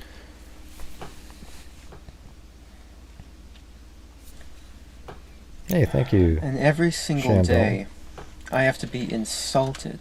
Hold on, let's see. Shan Dalton said, Merry Christmas, Gray. Thanks for all your hard work on not only this case, but even the ones that don't get much attention. We see you and appreciate it all. Well, thank you. I really appreciate that. I'm going to upload the 2 videos that I have on this other channel I made a long time ago called Nefarious. I never really got it going, and I just realized I had a whole folder of cases to put on there, so I think I'm going to go through and make videos out of those. They're just other cold cases out there, so hopefully you guys are interested in watching those. They're only 15-20 minutes long, the regular short videos. By the sight of Thanks, all Annie these T. lesser men walking around with beautiful girls. I see so many couples where the guy is just so unworthy of having a beautiful girlfriend like that. Oh, is he really? Yet Like they're together. Asperger's, He has maybe? her Or? love. And I've never had any of that love and affection from girls. Why do you girls give those guys a chance, but not me? I deserve it more. It's weird how he doesn't have any... It's not fair. I mean, one way to look at it is like, he doesn't make faces. He has no... he just talks, but there's no facial expression whatsoever when he's talking. I mean, just look at him. It's just like a blank. And every single day, Just a little I have to be tiny... insulted by the sight of all these lesser men walking around with beautiful girls. I see so many couples where the guy is just so unworthy of having a beautiful girlfriend like that. And yet, they're together. He has her love. And I've never had any of that love and affection from girls. Why do you girls give those guys a chance, but not me? I deserve it more. Did they even have Botox in 2014? I don't even know. It's not fair. Every single day I have to be insulted by the sight of guys enjoying Yeah, I was thinking maybe girls Asperger's. Yeah. while I'm all alone. Even watching that sunset up there is a bittersweet experience because while I love the peaceful beauty of it, I can't help but think of all the other guys who get to enjoy that same sunset with a beautiful girlfriend at their side, while I'm sitting here all alone in my car. There's no beautiful girl in that passenger I don't know about you guys, but now I feel really sorry for this guy now, and you know, I wish society had treated him better. Shut the hell up. I don't know what it is. This guy's. Whenever I drive through this college town called Isla Vista, which is just right next to UCSB. Oh, come on. You're not so really many Paula. Come on. hot, beautiful blonde girls walking with absolute stupid, obnoxious-looking douchebags. And I just can't help but That was a think joke, Tracy. how It was a wrong joke. that is. Those beautiful blonde girls should be walking with me. Not those brutes. Brutes. I deserve them more. Who the hell uses the term Why do brutes those horrible anymore? men get to experience the love and affection of such beautiful, heavenly girls, while I've had to rot in loneliness all my life? It's not fair. It's such an injustice. Yeah, that's what they have the brothels for. I don't understand you girls. It's like your sexual attraction is flawed. It's perverted. You're attracted to the wrong kind of guy. You should be attracted to guys like me. Beautiful, magnificent guys. This world. Well, I mean, if let me just say this: like, if this guy didn't kill anybody, you might feel a little bit like, wow, what a frustrating, crappy life he believes he has. All right, but when you know that he went out and then he killed people, the ability to feel sorry for him in any capacity at all goes completely out the window. Do you guys agree with that, at least? I mean, you can sort of see feeling. Let's say he had never killed anybody, and you were just watching these videos of a guy that was just really frustrated with life. You might feel something like, "Oh man, wow, how frustrating! You know, must be miserable." But that isn't what happened. He went out and started shooting and killing people because he wanted to exact revenge, blaming all the other people. And really, it's just like he's killing them because they got to enjoy that, not because they did something wrong to him. That's the worst part. You know, there's nothing. It's just cold-blooded killing of people. So maybe that's what I think. What Paula was talking about, like that aspect of it. But other than that, it goes completely out the window. No, I mean, I'm just saying, I could see feeling bad, like for a person that was so frustrated in their life, and maybe he does have some kind of mental, maybe he does have Asperger's or something, and and that made him act a certain way where he wasn't able to meet people. But it's when he chose to go out and kill, that's where I don't have any sympathy at all anymore. It just completely disappears. Yeah, and he obviously he hates women the way he talks, so it's hard to feel like, oh wow, Just think of it like if he didn't say those kind of comments, and he was just sounded like he was really frustrated with, his lot in life. You might actually feel like, oh man, but I don't feel any of that for him at all, because he went out and he's a nut job, psycho. He went out and killed people. Yeah.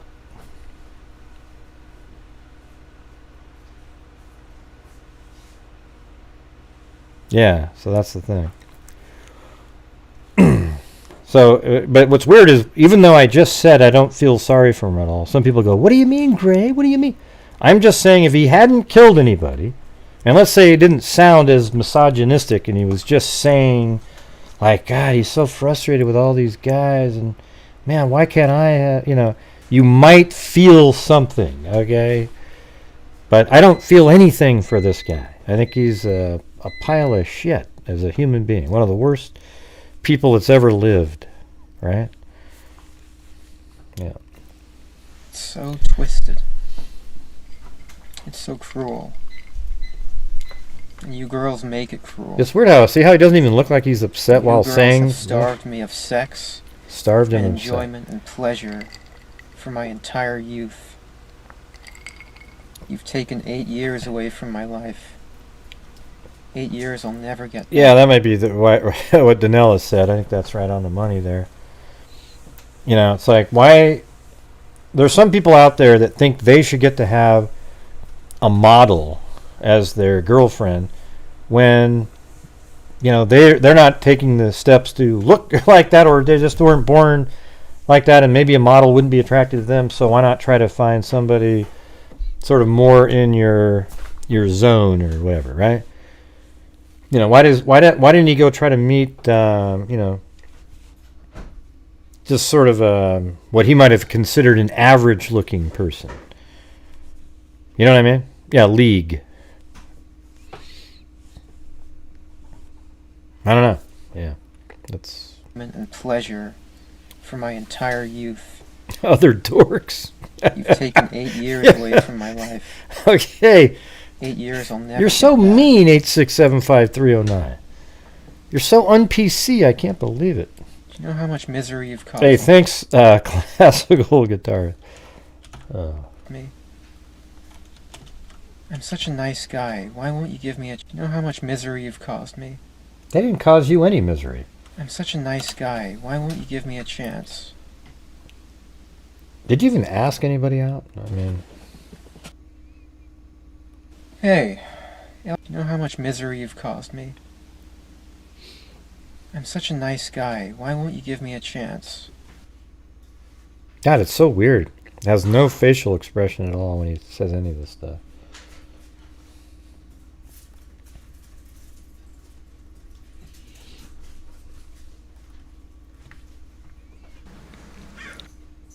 And my view has been ruined by this sight right here. In front of me. Enjoying the view of the beach. Yeah, let's start this from the beginning. Hey, Elliot Rodger here. I'm just sitting in my car right now, enjoying the view of the beach.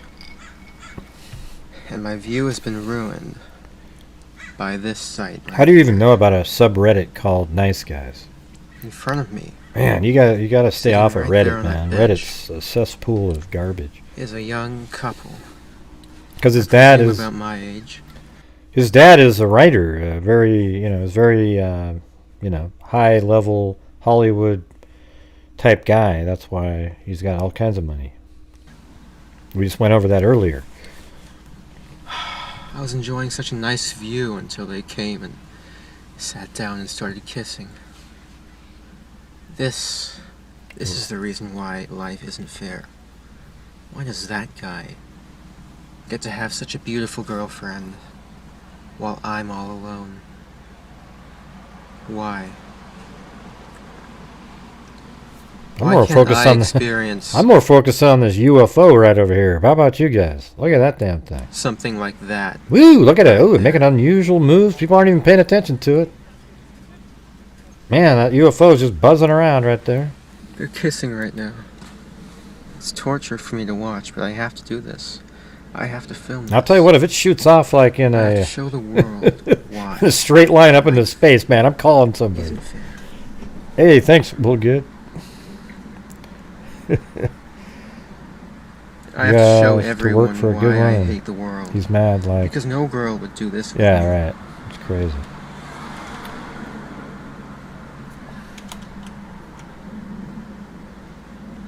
Yeah, people should have just came up Look to at him. He's in heaven right now.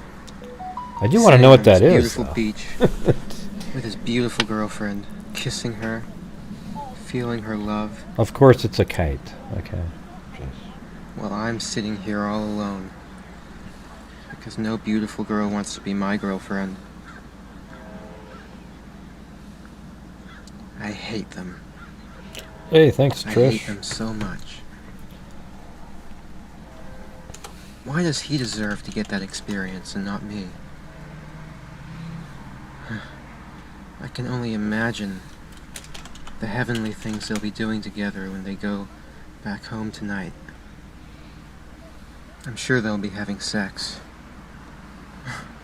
What will I be doing?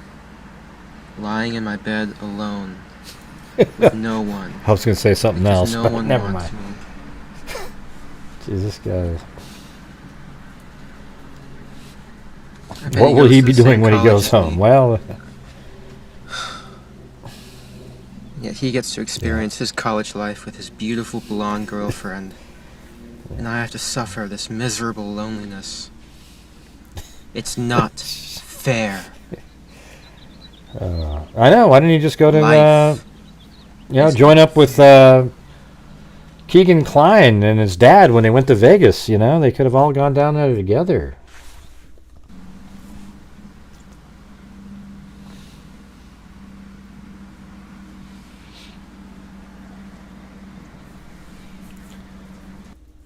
Yep, well, there's one. There's another one. Let's see, I got another one here. Okay. Not playing that one. This one, he talks again. This one's 6 minutes. This one's weird. I remember this one. Yeah, this one he does look, I don't know, man. He's off. Ha ha ha ha. Hey, Elliot Rodger here. I'm up in the hills in Montecito right now. It's truly a beautiful day. But, as I've always said, a beautiful environment is the darkest hell if you have to experience it all alone. And sadly, I've been alone for a very long time. I've been attending college in Santa Barbara for about 2.5 years now. And in those 2.5 years, I've experienced nothing but loneliness and misery. And my problem is girls. There are so many beautiful girls here, but none of them give me a chance, and I don't know why. I don't know why you girls are so repulsed by me. It doesn't make sense. I do everything I can to appear attractive to you. I dress nice. I'm sophisticated. I'm magnificent. I have a nice car. Definitely something. BMW. God, man. Well, it's nicer than 90% of the people at my college. But that's this guy. This one's a little bit quiet, right? Let me boost it up a little bit.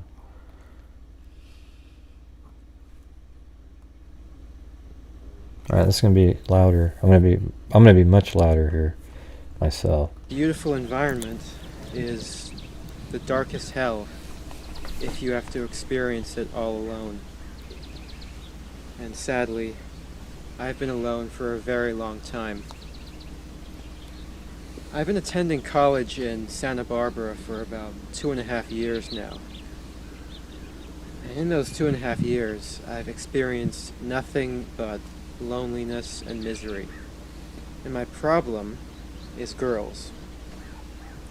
There are so many beautiful girls. Yeah, but that's not really your problem. It's your problem is you, and Yeah, well, maybe just one too many lizard eye comments, right? I mean, okay, I did say that one time, you guys, but he could just be incredibly socially awkward all the time with every time he tries to meet somebody, and they're just, so it's him, He needs to figure it out.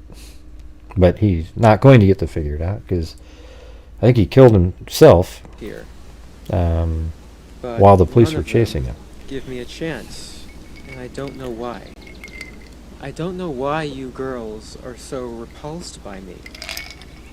It doesn't make sense. Oh, because I do everything I can. Let's see. Let's hit that intro walk again. I can tell you the answer right now. I have a nice car, a BMW. Well, it's nicer than 90% of the people at my college. I'm polite. I'm the ultimate gentleman. And yet, you girls, you never give me a chance. I don't know why. I put a lot of effort into dressing nice. These sunglasses here were $300. Giorgio Armani. So I'll put them on. Oh, God. Yeah, you're fabulous. Hold on. Car. See? I mean, that was kind of weird. Like, why did you have to tell a recorded video that a car is coming? we could hear it and see it when it drove by. Look at how fabulous I look.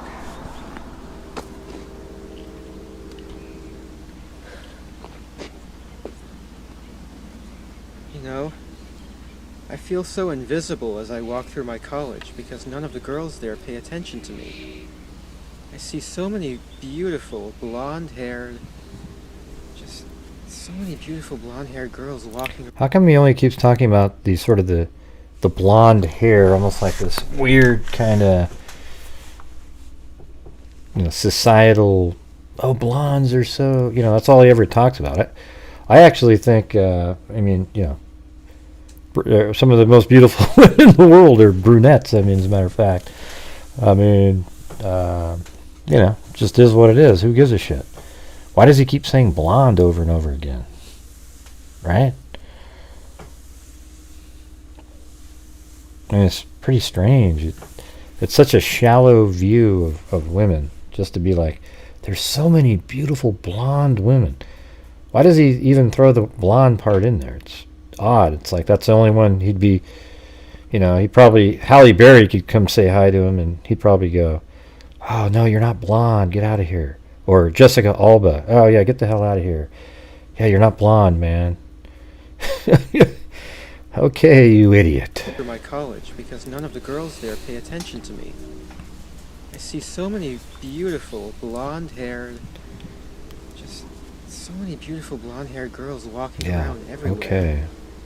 In your revealing shorts, your cascading blonde hair, your pretty faces. Yeah. Hey, I'll tell you, one reason he probably doesn't get dates is because he uses words that he uses. Like if you went up to a woman and said, man, I love your cascading blonde hair. I think that's even worse than my lizard eye comment, don't you think? Because it's like, it's just way too descriptive. Who gives a shit about your cascading long hair? It's like your cascading blonde hair. Your pretty faces. And I want one for a girl. Calamity Jade said, as the great Shania Twain once said, that don't impress me much. He has a defective personality. I would have never noticed his sunglasses. I wouldn't have cared if he were at all interested. Well, there you go. Hey, at least you're honest, You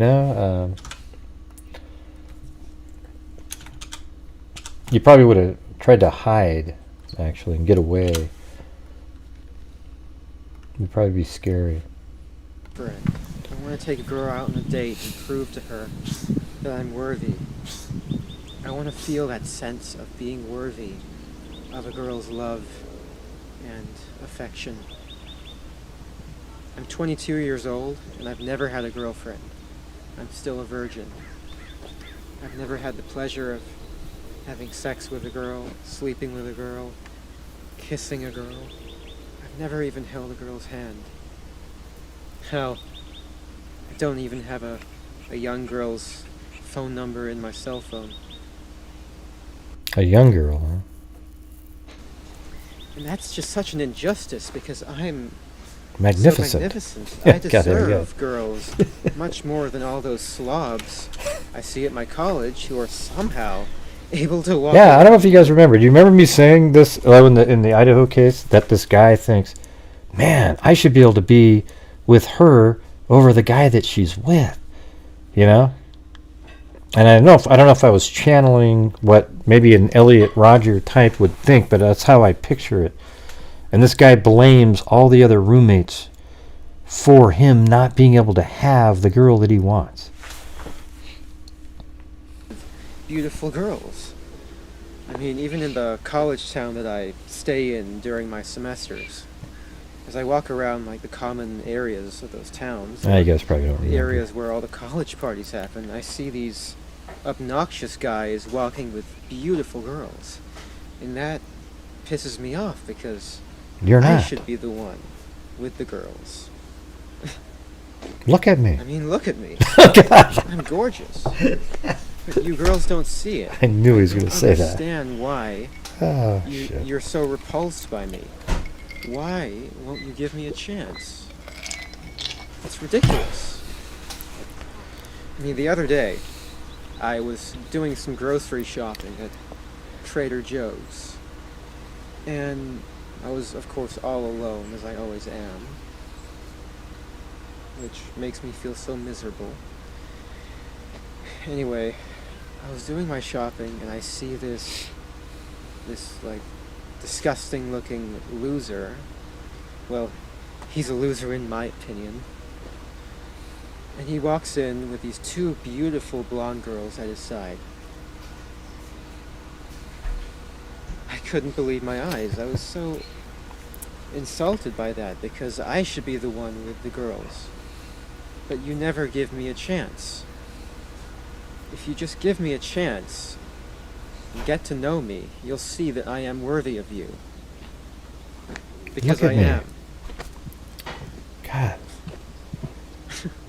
Well, first of all, take your Unbelievable. hand off your hip like that.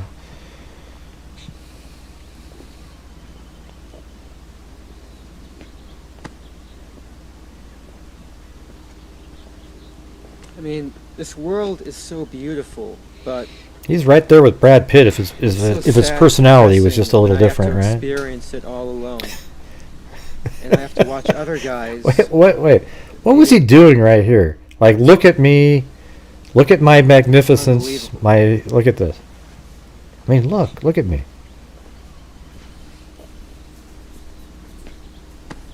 See what you could get? I mean, this world is so beautiful, but it's so sad and depressing when I have to experience it all alone. And I have to watch other guys able to walk around and enjoy their lives with beautiful girlfriends at their side. And I can only imagine how amazing their sex lives must be. I've never had any sex or anything like that. It's such an injustice.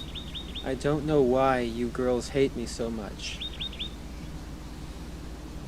I've always wished I could ask you this, and this is my way of asking you this. This is the only way I can ask you. This must have been one of the ones his mom. He seemed a little different in that one compared to the other ones, you know. I think. Let me fix this now. Hold on.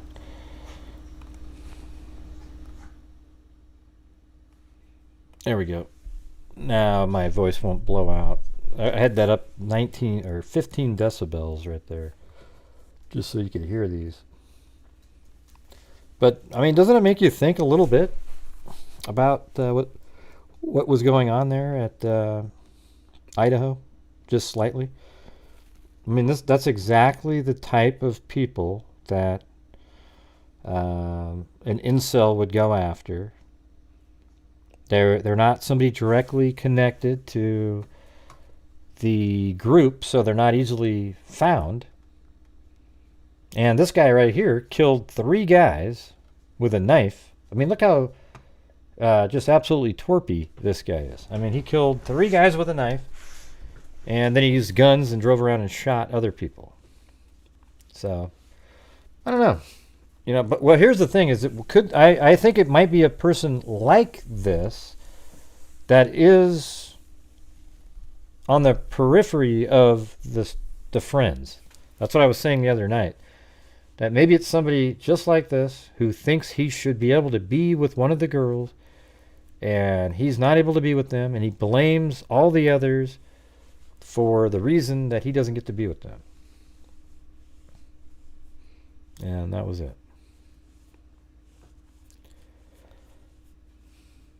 So I guess that's the only thing I would look at is just, I mean, it's the exact age group. It seems like those incels are sort of commonly in that same range, I would imagine, from like probably 15 to 24-ish. I would guess, if I was just going to guess.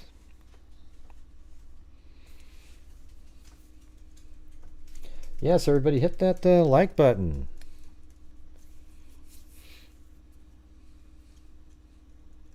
Yeah, and don't forget to subscribe. We're trying to get to 100,000 by the end of the year. I'm gonna put out a video tonight, or like it'll be in the morning. It'll be this video that I was just showing you on the screen, this walkthrough, but it's the rendered version. This isn't rendered yet. And I might do something where I have the camera fly in so you can see at least it's a house at some point. But thanks, Mickey Duff. I don't know. Well, he does, though, Mickey Duff, because he went and killed 6 people. So he does mean what he says. I'm not sure if you were aware of that, but he actually went out and started killing people. He hates men and women, and the good-looking men and women, because he hates that they get to have sex with pretty women, beautiful blonde women, and he doesn't get to have sex because women who are beautiful and blonde don't like him, and instead they choose to be with normal people. They should all want to be with him. Yeah.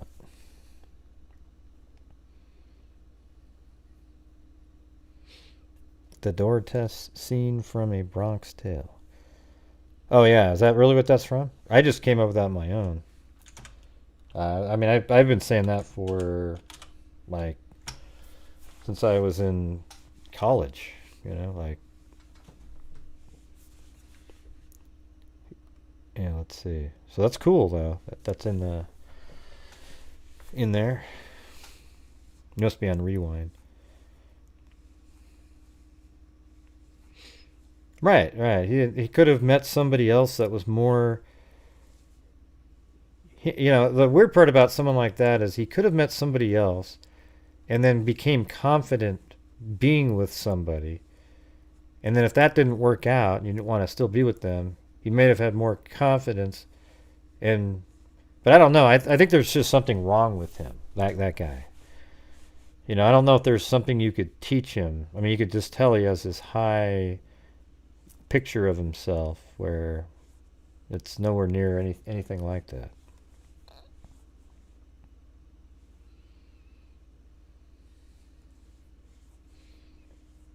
I know. Who does that, Calamity? You just sit there. You look over. Man, those guys are going to have so much fun tonight. I'm going to go home and be all by myself. Man. Yeah, he was obsessed with it. Well, didn't you guys find that interesting at least?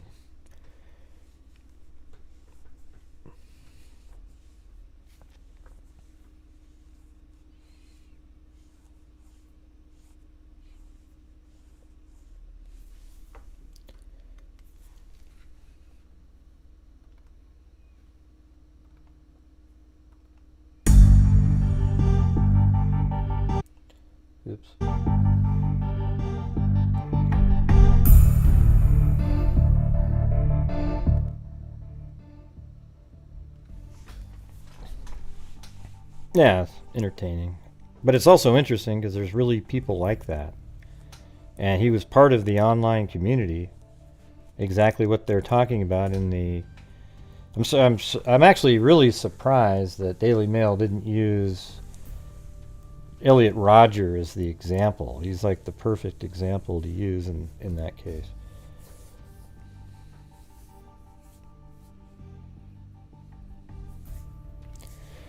Yeah, he might not even be in the direct circle at all, but I think he's been into the house before, and he probably went in there and observed everybody else being couples, and he was always left out. But then when he found out that Kaylee was single, and he thought, man, I should be able to have that person. I mean, look at the guy that she was with before, man. I'm way better. I should be able to, and then it just didn't turn out, And then they went in and blamed everybody else.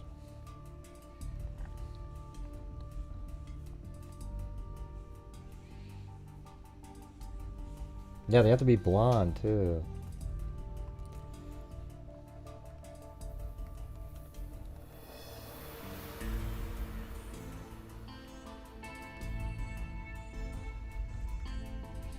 I mean, he goes through this whole thing here.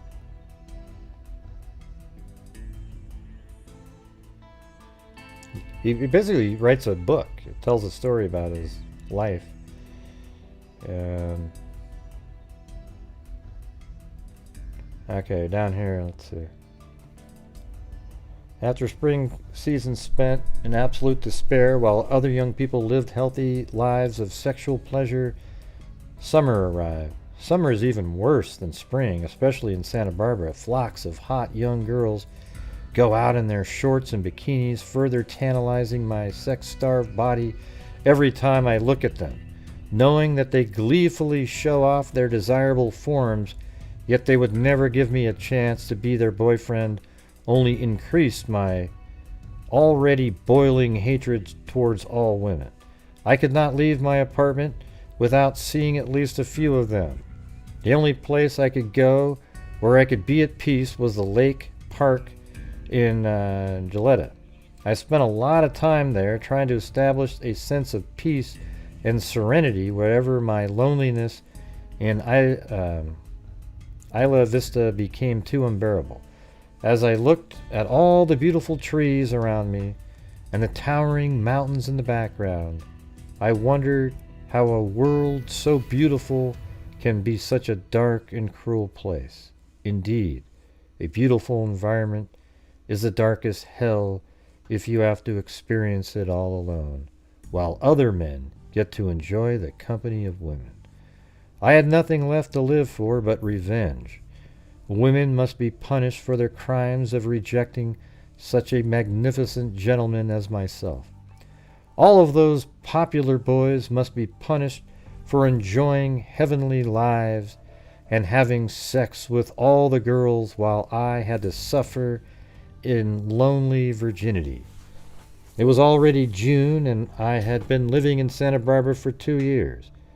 2 whole years. I lived in a college town full of young, attractive students who partied and had sex all the time, and I didn't get to experience any of it. No one invited me to any parties, and in all the times I went out by myself to Isla Vista, none of the beautiful blonde girls showed any interest. Sure, a few hot, dark-haired girls talked to me, but I just didn't give a damn. Not one girl. There are crimes that cannot go unpunished. The more I thought about all these injustices that were dealt to me, the more eager I became for revenge. It's all I had left. I didn't want to die, but I knew that I had to kill myself after I exacted my revenge to avoid getting captured. That's exactly what he did. He did all this stuff. He didn't say the part about the dark-haired. Okay. For a while, I had been deciding on whether I would exact my retribution in Isla Vista or at Santa Barbara City College. In both places, I had suffered greatly at the hands of everyone there. I had seen attractive young couples walking around in both places, and those were my targets. I wanted to kill as many attractive young couples as I possibly could. After a lot of thinking, I came to the conclusion that the day of retribution will take place in Isla Vista. On a weekend, nights, the streets of Isla Vista are always flooded with young couples and good-looking popular kids walking to their parties. What better place is there to exact my retribution on my enemies every time I walk around in Isla Vista trying to meet girls or fit in popular kids? I've only been treated with disdain, as if I'm an inferior mouse. On the day of retribution, the tables will indeed turn. I wonder how he would say it. He'd probably go, on the day of retribution, the tables will indeed turn. Ha ha ha ha. I muse myself. I will be a god, and they will all be animals that I can slaughter. Ha ha ha. They are animals. They behave like animals, and I will slaughter them like the animals they are. This guy's crazy. Jeez. So, I mean, I'm on page 118 reading this shit. I mean, it goes way up there. Yeah, this is his manifesto here. I mean, if anybody wants it, you can email me and I'll send it. I'll send it to you. So, it's 141 pages long. Let's just see what it says right at the end. The first strike against women will be to quarantine all of them in concentration camps. Wow. At these camps. So this is what he wants to do. God, this is what he wants to do later on. In fully realizing these truths about the world, I've created the ultimate and perfect ideology of how fair and pure world would work. In an ideal world, sexuality would not exist. It must be outlawed. In a world without sex, humanity will be pure and civilized. Men will grow up healthy without having to worry about such a barbaric act. All men will grow up fair. Now it's barbaric, the thing that you wanted to do all the time. All men will grow up fair and equal because no man will be able to experience the pleasures of sex while others are denied it.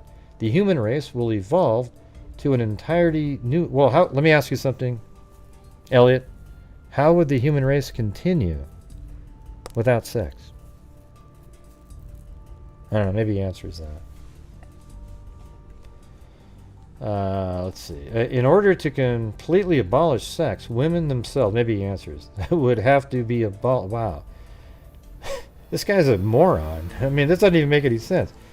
In order to completely abolish sex, women themselves would have to be abolished. All women must be quarantined like the plague they are. They can be used in a manner that actually benefits a civilized society. I mean, this guy, look how crazy this person is. The first strike against women will be to quarantine all of them in concentration camps. At these camps, the vast majority of the female population will be deliberately starved to death.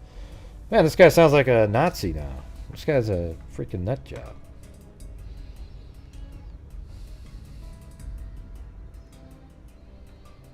I don't think he thought through it. Yeah, it did have the Handmaid's Tale vibe going on, didn't it? Anyways, it's pretty disturbing. It's...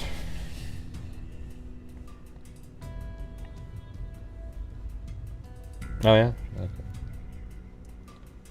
Let's see. I'm sure he mentioned it in that manifesto that I just read. Here, let's see. I'm going to look in there first.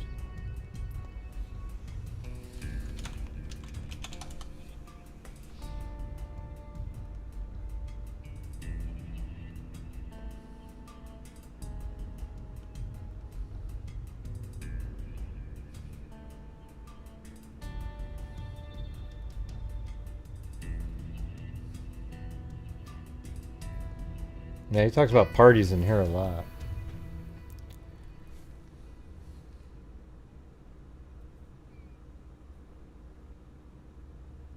Why, Joe?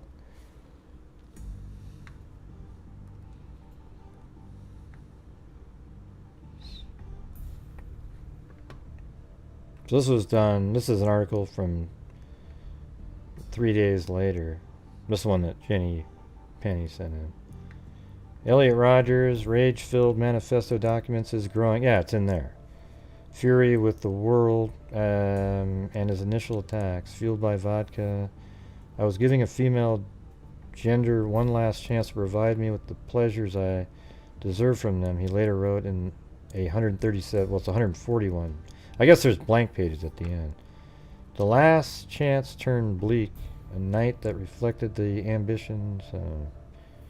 Rogers bought a bottle of vodka that night, taking a few shots for courage, maybe downing one too many. Other students were partying. So I can go to that. Let me go to that part. I'll just type in vodka in here, because I'd rather read it from in here. Okay. I spent the rest of my months trying, as this is on page 85, as hard as I could to put myself out in the social environment in Isla Vista. Daniel was 23 years old, so I asked him to purchase some alcohol for me, a bottle of vodka in particular. In that college town, everyone went out with at least a little alcohol in their system. I wasn't an alcoholic, but drinking alcohol always helped me with being more confident and sociable. One weekend nights, I took a few shots from my vodka bottle and set out on walks around town, desperately hoping that I would stumble across some opportunity to make friends.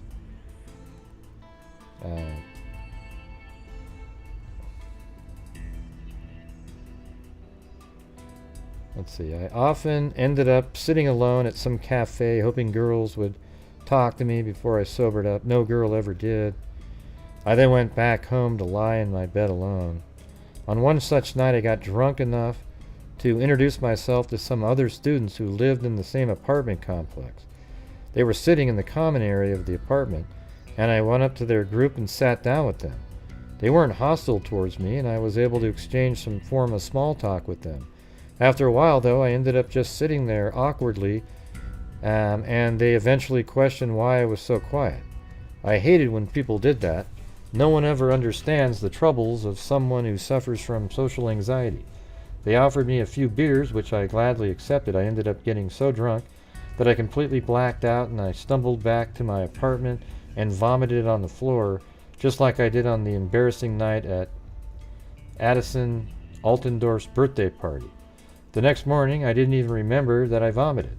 Daniel informed me of what happened with an amused grin on his face. I felt so ashamed, but at least I did something more social than anything else I've done in the last few years. That was some progress. I propose. Let me see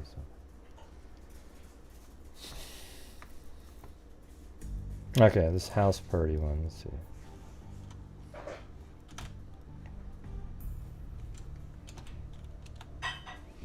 Alright, here we go. This is on page 121. That was almost right where I was reading. I was too nervous to go out there sober, so I bought a bottle. Okay, it was the day that I decided to go out in Isla Vista in an attempt to lose my virginity before I turned 22. That was the only thing that could have saved me. I was giving the female gender, I mean, this is so ridiculous, one last chance to provide me with the pleasures I deserved. See, it's weird how he says female gender. Was he, did he already give a chance to the other gender? I mean, why say that? That's weird. I was too nervous to go out there sober, so I bought a bottle of vodka and took a few shots to garner enough courage to walk out at such an hour. I had taken one too many, for by the time I reached Del Playa Street, my head was clouded with drunkenness. At the start, it benefited me greatly. I saw lots of good-looking, popular kids socializing in groups all over the place, and if I was drunk, it would have intimidated me too much. I was so drunk that I walked right into a wild house party that was taking place on Del Playa. They had a DJ playing annoying hip-hop music that all the young people liked these days, and there was a ping-pong table set up where lots of popular kids were playing beer pong, a crew drinking game. There were about 100 people at the party, and everyone was socializing with a group of friends except for me. I walked around in my drunken confidence for a few moments, helped myself to the beer they had, and tried to act like a normal partygoer. I soon became frustrated that no one was paying any attention to me, particularly the girls. The blonde, hot girls. It doesn't say that, but that's what he meant. I saw girls talking to other guys who looked like obnoxious slobs, but none of them showed any interest in me, the fabulous me. As my frustration grew, so did my anger. I came across this Asian guy who was talking to a white girl. The sight of that filled me with rage. I always felt as if white girls thought less of me because I was half Asian. But then I see this white girl at the party talking to a full-blooded Asian. I never had that kind of attention from a white girl. And white girls are the only girls I'm attracted to. Especially the blondes. And that really was said. How can an ugly Asian attract the attention of a white girl while a beautiful Eurasian like myself never had any attention from them? I thought with rage. I glared at them for a bit and then decided I had been insulted enough. I angrily walked towards them and bumped the Asian guy aside, trying to act cocky and arrogant to both the boy and the girl. My drunken state got the better of me, and I almost fell over to the floor after a few minutes of this.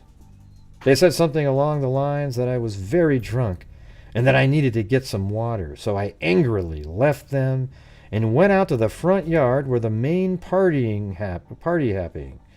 Rage fumed inside me as I realized that I just walked away from the confrontation. So I rushed back into the house and spitefully insulted the Asian before walking outside again.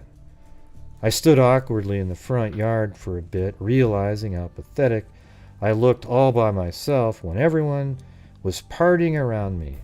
To calm down, I climbed onto a wooden ledge that bordered the street and plunged down onto one of the chairs there.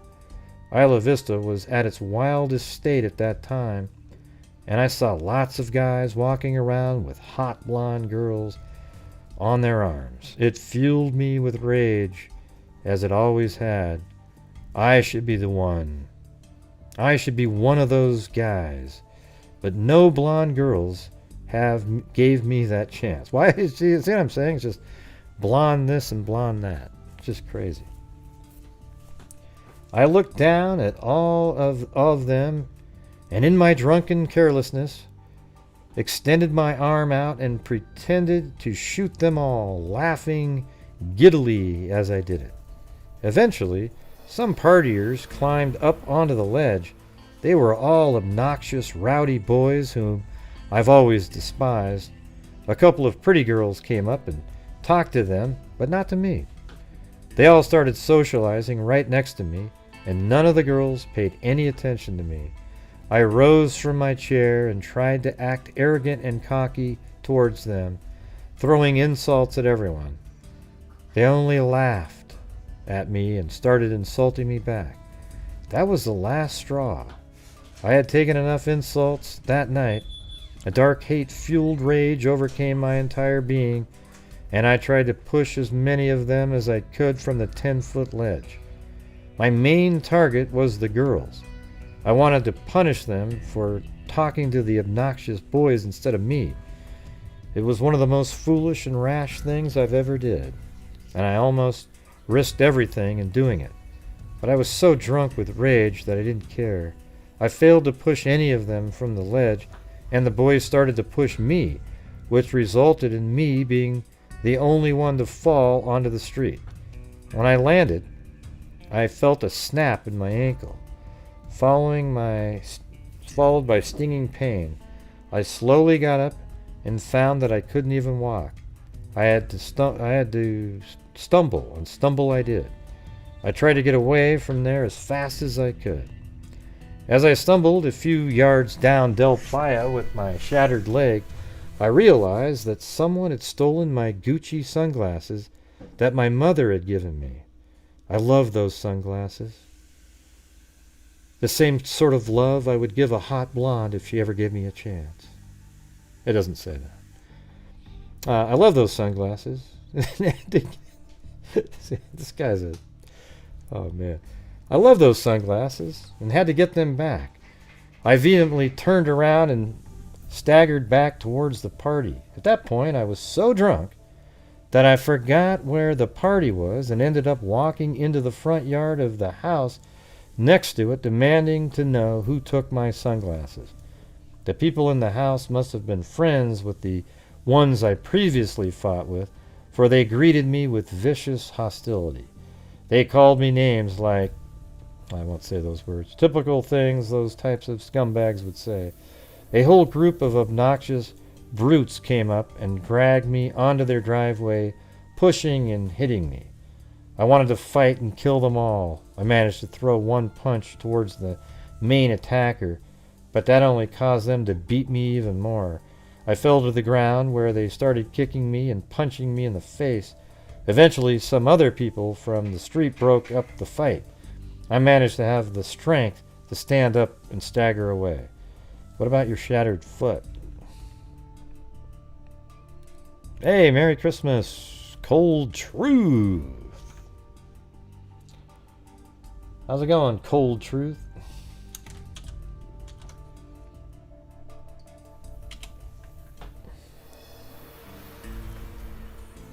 Alright.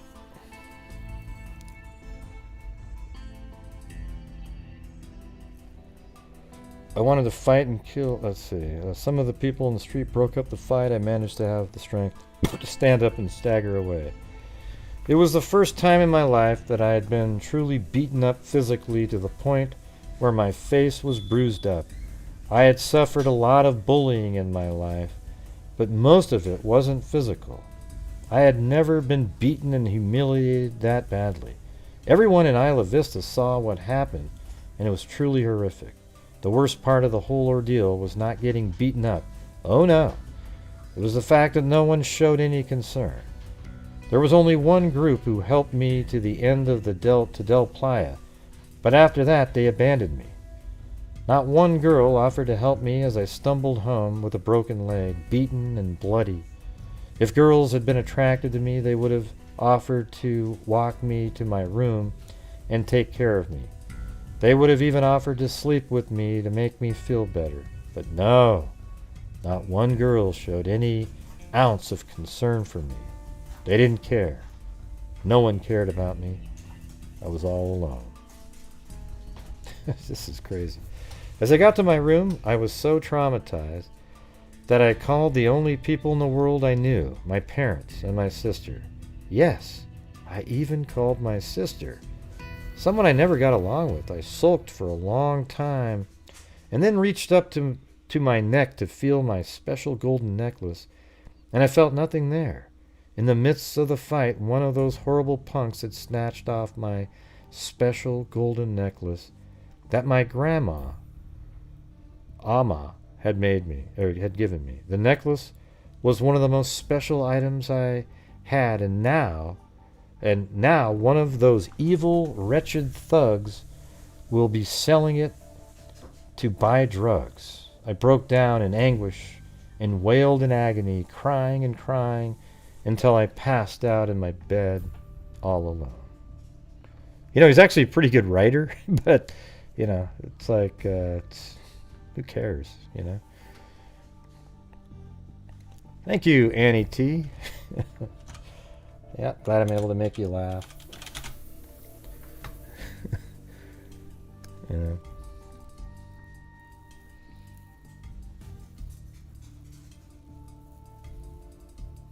When I woke up the next morning, my leg was in absolute agony.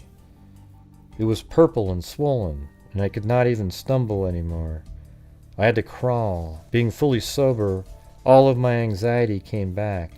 It became clear to me what had happened. I felt enraged by everything, but also fearful that I might get in trouble. I did try to push girls off a ledge and threaten to kill all of those people, which could implicate me. I had to concoct a fairly altered story to explain to the police, who would inevitably have to interview me once I got to the hospital and reported my injury. So, anyways, if anybody wants the manifesto, I mean, it's sort of, it's interesting to read the craziness of people. Is that the one right there, 8675? I know, it's like he's moving around, but his leg was shattered. Yeah.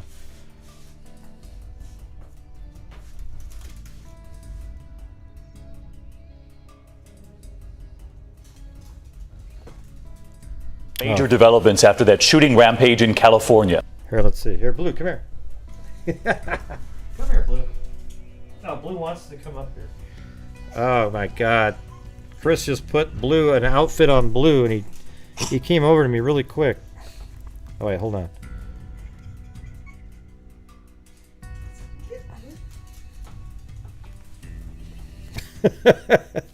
Oh boy. Wait, so this is fake. These are fake hands over here. Yeah, they're. I guess these are fake over here, and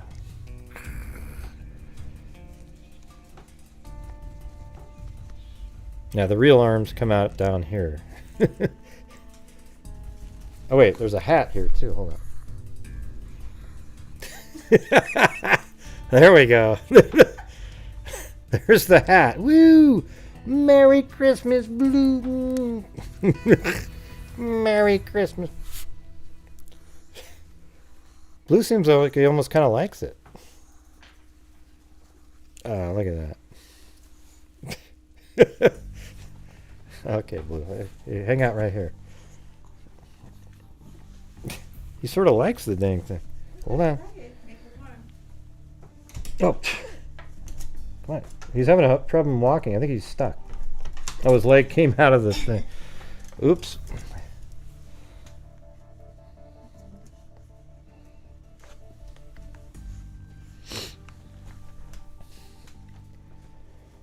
Hey, thank you, Persephone's Pomegranate. An award for the most dramatic reading of the lunatic, nonsensical rhetoric goes to the freak god himself. Yes, because I'm so magnificent.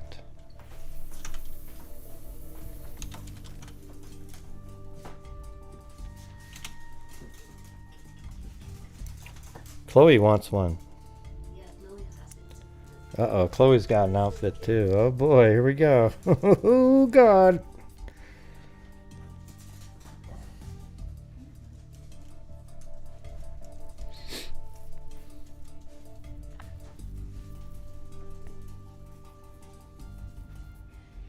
I think your comment got accidentally removed, Alifair. Sorry about that. Didn't you already do that? Cool Truth? Well, Merry Christmas. Again. I don't know if you'd meant to do that again, but... Or am I just... Did I just go back in time? In my brain? Thank you, the Goon.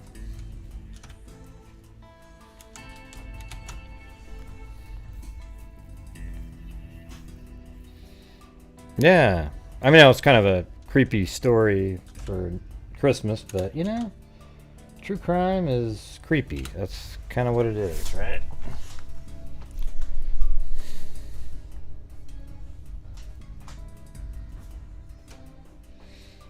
Yeah, but she wrote the same thing twice, so I don't know if she meant to do the second one. Or maybe there was an error on YouTube or something, I don't know.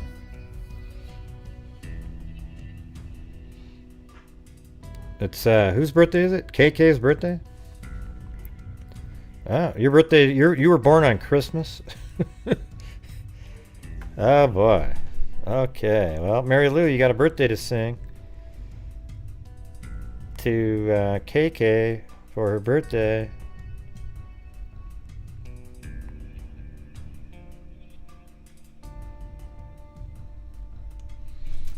Alright, Mary Lou, you gotta sing happy birthday to KK. It's her birthday on Christmas.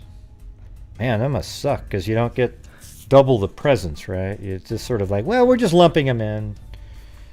Right? Made it was a cool gift for your parents, I'm sure. Yeah, great. Wow. All right, well, sing happy birthday for KK, all right? Okay, I'll do it. Happy birthday to KK, whose birthday's on Christmas. Happy birthday to KK. Happy birthday, dear KK.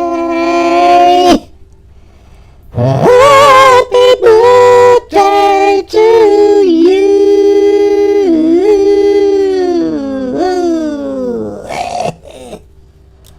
Wow. Wow.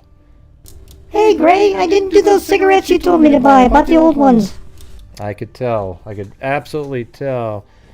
But yes, happy birthday, KK. Yeah, happy birthday, KK. I know, you said that. You sang the song. Oh, that's right. Okay, bye. Yep, see you later. Wow, unbelievable, huh? Uh-oh. Hold on a second. Oh, jeez. Now we've got Chloe. Okay, you gotta admit, like, that's pretty cute there. Where was this, an arm that was supposed to go out of that? Yeah. Oh, wait, I think her arm came out. Hold on. Okay, forget it. I'm just gonna leave it the way it is. She doesn't move either. Look at that thing. That looks pretty good. Yeah. Wow. Okay. Well, it's like a miniature Santa Claus there. Look.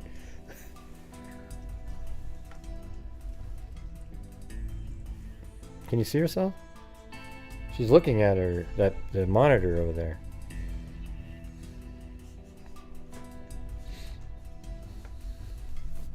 Her feet are coming out of the, I guess they're coming out over somewhere. But anyways, here, you have to, don't want her to trip. That looks pretty good though. That one looks really, she doesn't even care. It's on her head. She's like, yeah, whatever. Almost like she liked it. That one's Chloe right there, and the other one's Blue. Blue's been on the show since the beginning. He's been around. He's like the mascot. Chloe's been around like 3 years, maybe, something like that. Carolina T made a couple paintings on this screen right here. There's one of Blue, and then here's Chloe and Blue there. This dog here is my old dog Rocky, a Pomeranian. Look how cute that dog was. And like I was just saying, you could literally pose him, you know, just pose him, have him sit up against the wall, walk away, and he's still sitting there 20 minutes later. He doesn't move.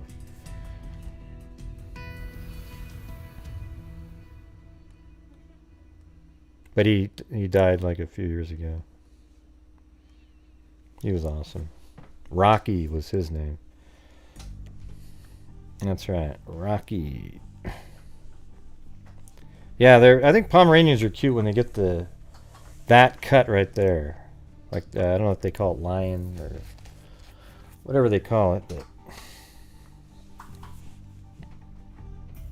I don't dress them. That was my wife did that.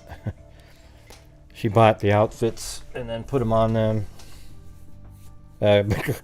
Chloe looked pretty good in that though. Yeah. Yeah, like the name Rocky.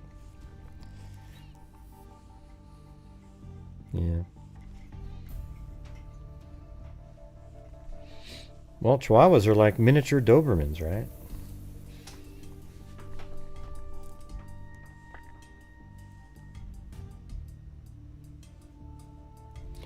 Well, I still have a camera out. I got to figure out how to make it where it's easy to use. But anyways, I think that's going to do it, you guys, for the show.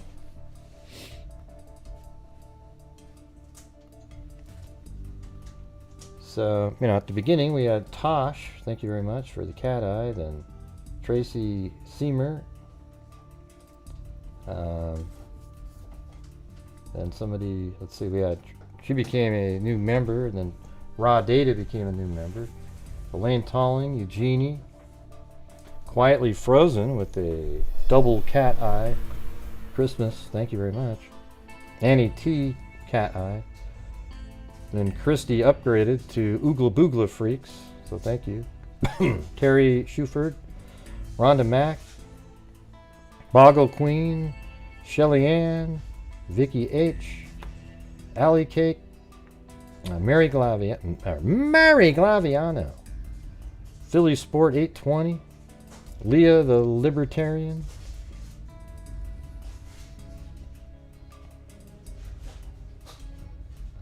Richard the Mechanic Canic, Arlene C, Christy, Husky Mom, the Mike D Experience. Might have to do a Mike D. Might have to do a Beastie Boy at the end here. Amber Maiden, Loretta Reyes, Rhea Mazaron, Trucka Girl, No One, You Are Somebody, Linda Howe, Texas Girl, No One became a member. And she looks like she's pretty, but she's got brown hair, so Elliot Rodger wouldn't have liked her. Yeah, I'm sure that's really disappointing. Let's see. Linda Howe, Texas Girl, Neelich, Shan Dalton, Annie T, Michelle Michelle Capocchino. Now that's part of the name, so I say it right. Let's see, Michelle Capocchino.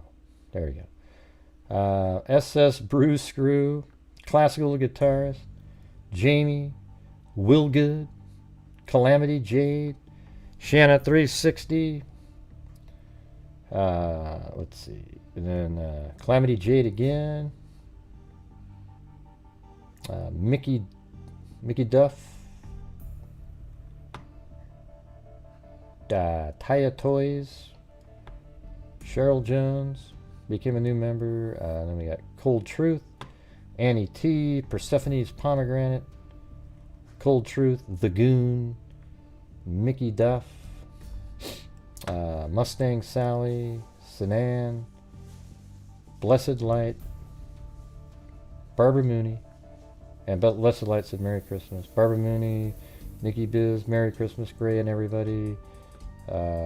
Sack and Fox Nanny, Merry Christmas, Gray, Chris, Blue, Chloe, and Freaks. Well, Merry Christmas to all of you. I hope you guys, we still got in the United States another 30 minutes on the East Coast, but that year went by pretty damn quick, don't you think?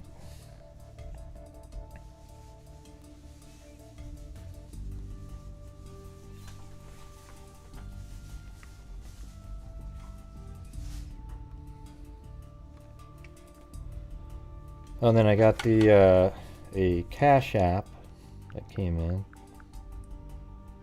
from Trish Atwell, and then we also have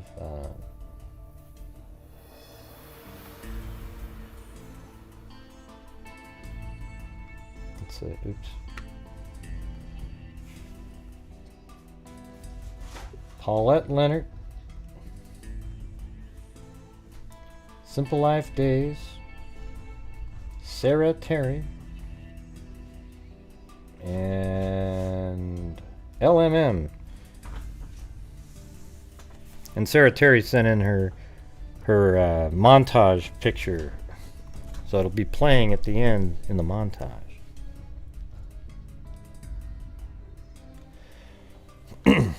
Anyways, thank you guys so much for your support here. Tomorrow I'm going to look into the charity, if it's a 501c, the endowment fund, then we'll do that. We'll send some money in for the Xana Kernodle fund over there. Does that sound good?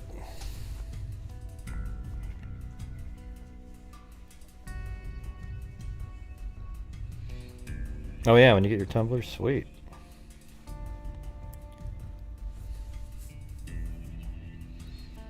Alright, cool. Alright.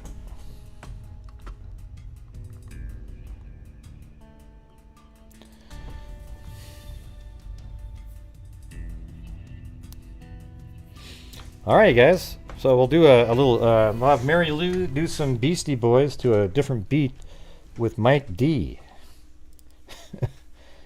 With the Mike D in it. Let's see. All right. So that's gonna do it, you guys. Oh, we gotta do a spin here. Hold on. We'll do a spin for a everything mug. How about that? This is gonna be for the everything mug. That's a good one. It has every little emoji known to mankind that's related to the channel.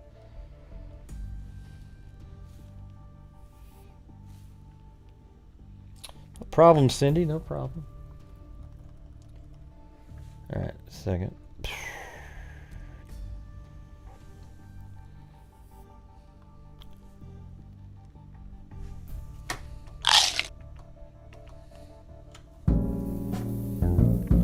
Doodle-doo. Hey, Lillian, how's it going? Shuffle, shuffle, shuffle, shuffle, shuffle, shuffle, shuffle, shuffle, shuffle, shuffle, shuffle, shuffle, shuffle, shuffle, shuffle, shuffle. All right, everybody. Here's for the. When I get my notebooks again, I'll give out notebooks here and there too.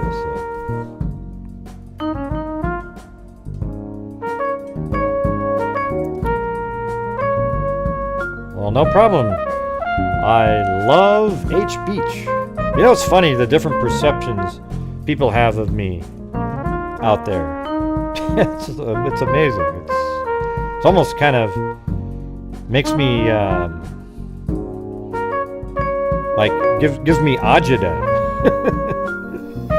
Anyway, here we go. I'm gonna shuffle right here.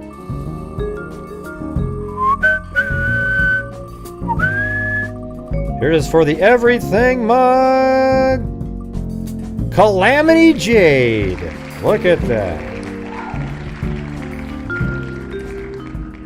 Hey, no problem. KK, no problem.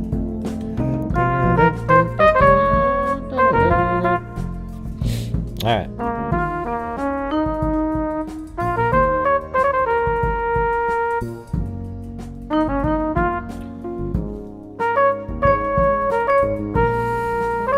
Oh, and by the way, the what was her name? Patsy Cline. She hates my guts. She hates my guts because I was goofing around on there, and my joke wasn't as funny as her jokes. So apparently, I'm a terrible human being. Remember when I said something about like what was it?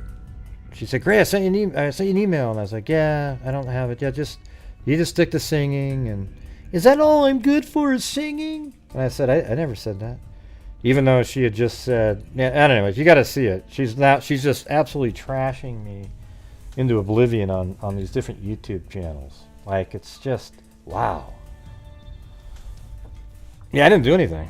I mean, and then she does the goodbye post. Like, it just, so, yeah, it's crazy. I don't even know if she was a legitimate, I don't know what the hell was going on there, but man, she's doing the things like calling me Lance and things. Like, really, you're calling me Lance? I mean, you now you sound like one of the trolls off of Reddit. Yeah. I don't think it's a bummer, but it's like, I don't know why she's acting like that. I had a little glimmer of that when I made fun of like thinking those were gloves on the hands, and I thought it was serious. And then she said, "Well, you made me feel bad or something." I was like, "Oh, I thought you were kidding because it was so." But anyways, yeah. Anyways, so if you don't see her around here, don't go, "Where is like wonder," because she just absolutely turned really quick. So, longer afraid of death, and trust me, keep your mouth shut. Me too, Gray, a little girl who is no longer afraid of death. I don't know what that means, Rebecca, but nah, it's alright. It doesn't really, I mean, I think she's a great singer and everything, but she didn't seem to like the chat that much. You know, always arguing and.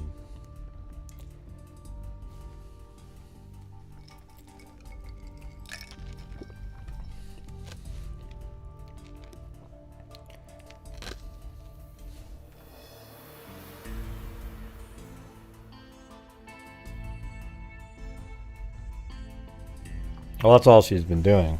You know, just the standard Reddit troll line stuff, you know.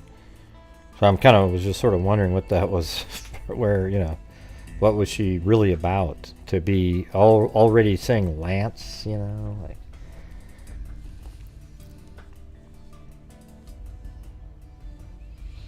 Yeah.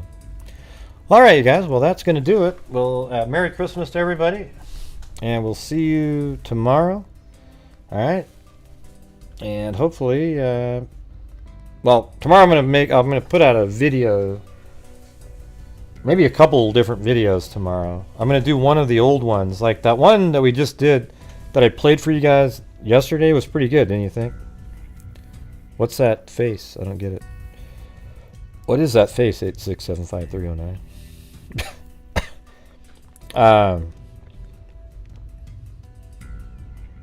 Yeah, Leota Camp. That one's just pretty weird. It's really like a lady sitting at home, a guy comes over, kids are playing in the backyard.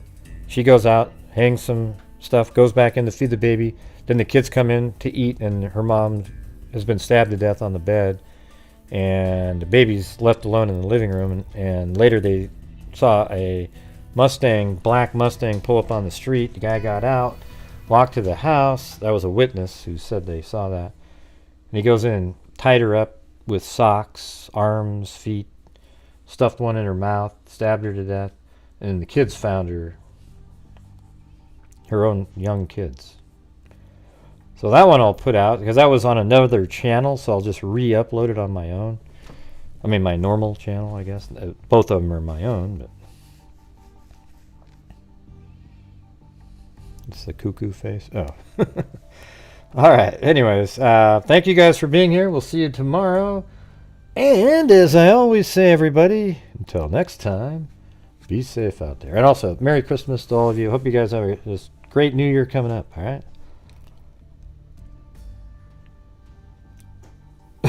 You're going to come sing Patsy Cline? Coal miner's daughter, Dennis? I'm going to be a coal miner's daughter!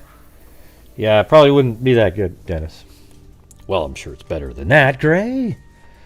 Alright, anyways, we'll see you guys later. And be safe out there. Except we're going to stay on for a little bit. Yeah, I've been doing this true crime thing for quite a while now.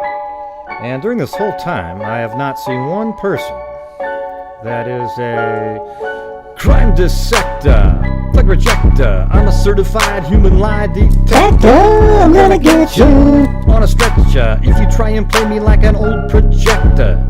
Crime sector is my nectar. Professor Gray is gonna give another lecture. Crime collector, freak connector. and I'm always gonna be a pop protector. Fool deflector, Interceptor, and I'm meaner than a spectre with a vector on his pector.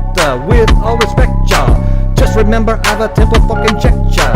I have no agenda, I'm no pretender, and I'll serve it to you straight without the blender. And in the end, I'm gonna send ya on a mission to reveal the true offender.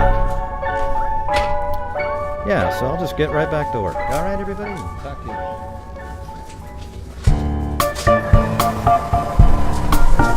wow, look at that noise.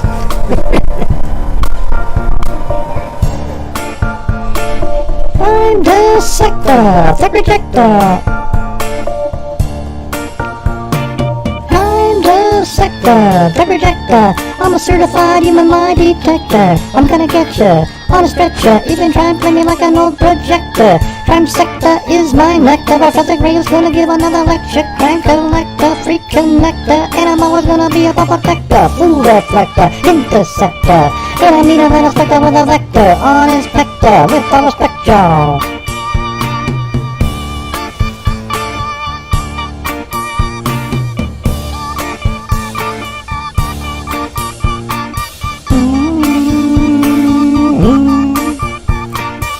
a little story that I got to tell about three bad brothers you know so well. Started way back in history with that rock MCA and me, Mike D. Had a little horse and name was Paul Revere. Me and my horsey in a quart of beer. Running across the land, kicking up sand, sharing puzzle on my tail cause I'm in demand. One lonely beastie I be, all by myself without no party. But someone's reading down on my baseball hat. Hair was getting hot, beer was getting flat. Looking for a girl, I ran into a guy. His name was MCA, I said howdy, he said hi.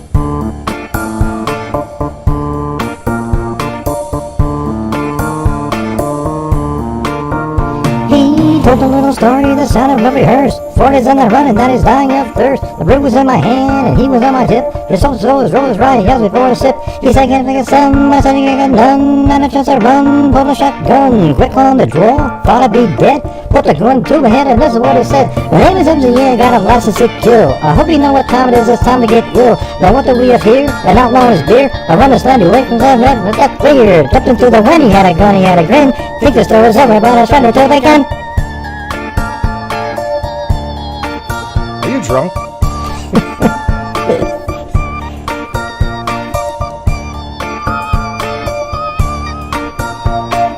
I got the gun, you got the brew. You got two choices of what you can do. It's not a tough decision as you can see. I can blow you away or you can ride with me. I said I'll ride with you if you can get me to the border. Sheriff said to me for what I did to his daughter. Did it like this, I did it like that. Did it with a little ball bat, so I'm on the run, I got my gun.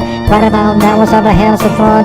King and Rock is my name, and I know the fine spot where they got the champagne. So we'll go for 6 hours and we hit the spot.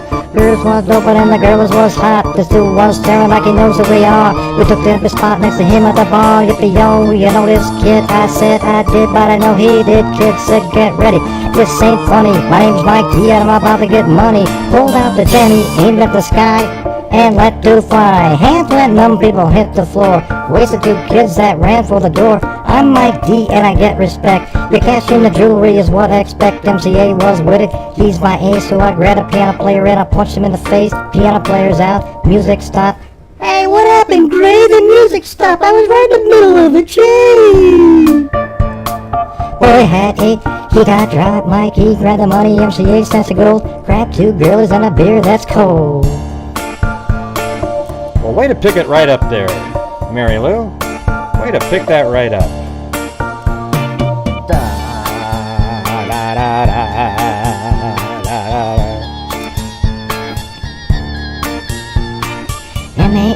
M-A-S-A-T-R-A-G with a double E. I said I go by the unforgettable name of the man I call the Master G. Well, my name is known all over the world. They are the foxy ladies and the pretty girls. Going down in history with the baddest brothers there ever could be. Now I'm feeling the highs and I'm feeling the lows. Beat starts getting into your toes. You stop popping your fingers and stamping your feet and moving your body and you're sitting in and you said, damn. Stop doing the freak. I said, damn. Right out of your seat, then you throw your hands high in the air. You're rocking to the beat without a care. You're rocking to the beat without a care. With the show aside MCs for the affair. Now I'm not as tall as the rest of the gang, but I can rap to the beat just the same. Got a little face and a pair of brown eyes. I'm a credit to the ladies is hypnotized. Singing on and on and on and on. Beat don't stop until the break of dawn. I said an on and on and on and on like a hot diddy pop diddy pop diddy pop diddy diddy pop diddy pop pop. You don't dare stop or come alive, yo. Give me what you got, cause I'm guaranteed to make you stop. Said 1, 2, 3, 4. Tell me wonder, Mike, what are you waiting for? Not too bad, Mary Lou. Hey, thanks, Gray. Gee. Merry Christmas, everybody.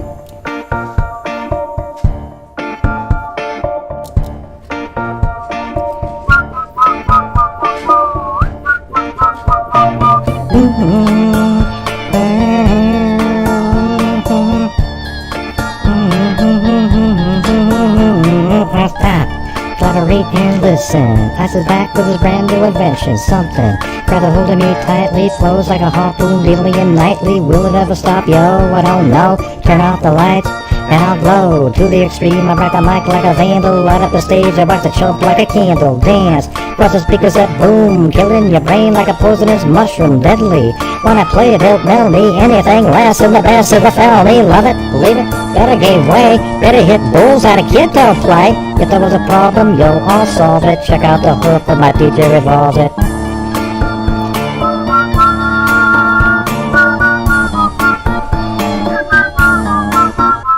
Hey, what happened?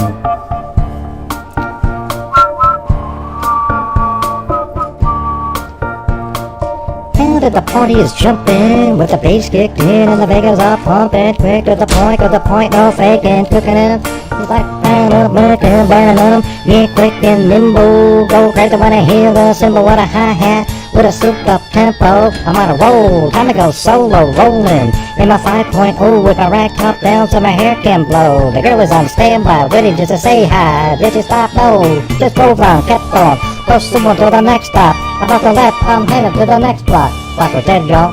So I continue to A1A Detroit Avenue.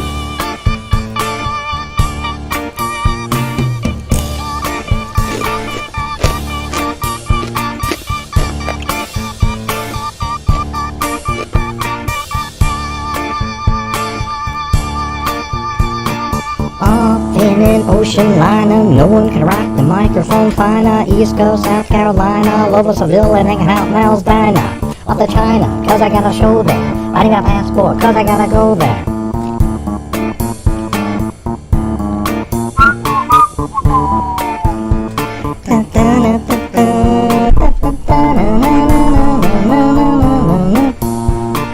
What around about me and the crew about something we did or supposed to do. You might not have heard it all, maybe you have, but when I first heard it all of it was flat. I used to get angry and all uptight, but you can say what you want to spell my name right. All I'm ever guilty of is rocking a house, but that's not what the room was all about. Yes, me if you did, tell all your friends, and if you don't wait till you see me again. This way I can hear from the horse's mouth. Right there and there we can straighten it out.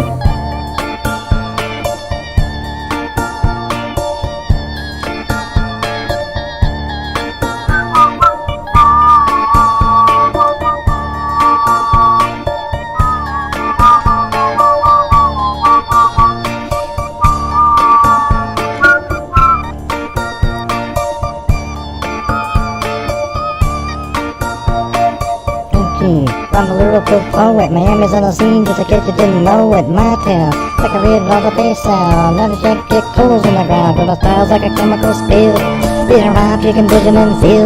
Conducted and form, it's just a hell of a concept. You make a height, then you want us to printers. Shape plays on the face, slice like a ninja, cut like a razor blade so fast. Whether did you say damn, if a rhymes or a drug, I'd sell it by the gram. I keep on compose the world, sound to get loose, magic pass by the mic, while I kick my toes. If there was a problem, yo, I'll solve it. Check out the hook of my DJ revolves it.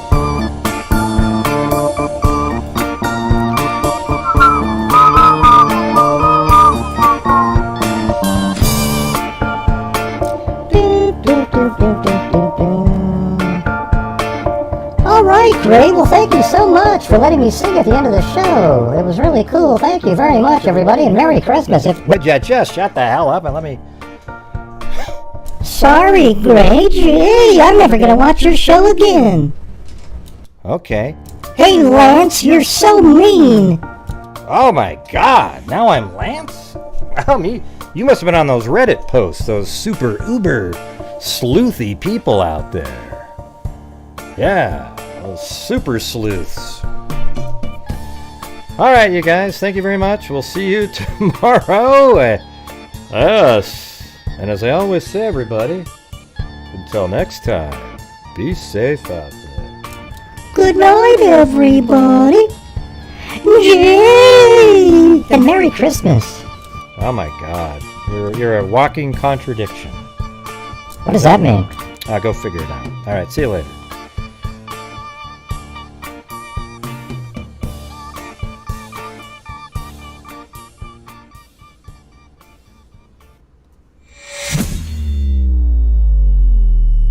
There's mosquitoes the size of bald eagles in that dadgum swamp.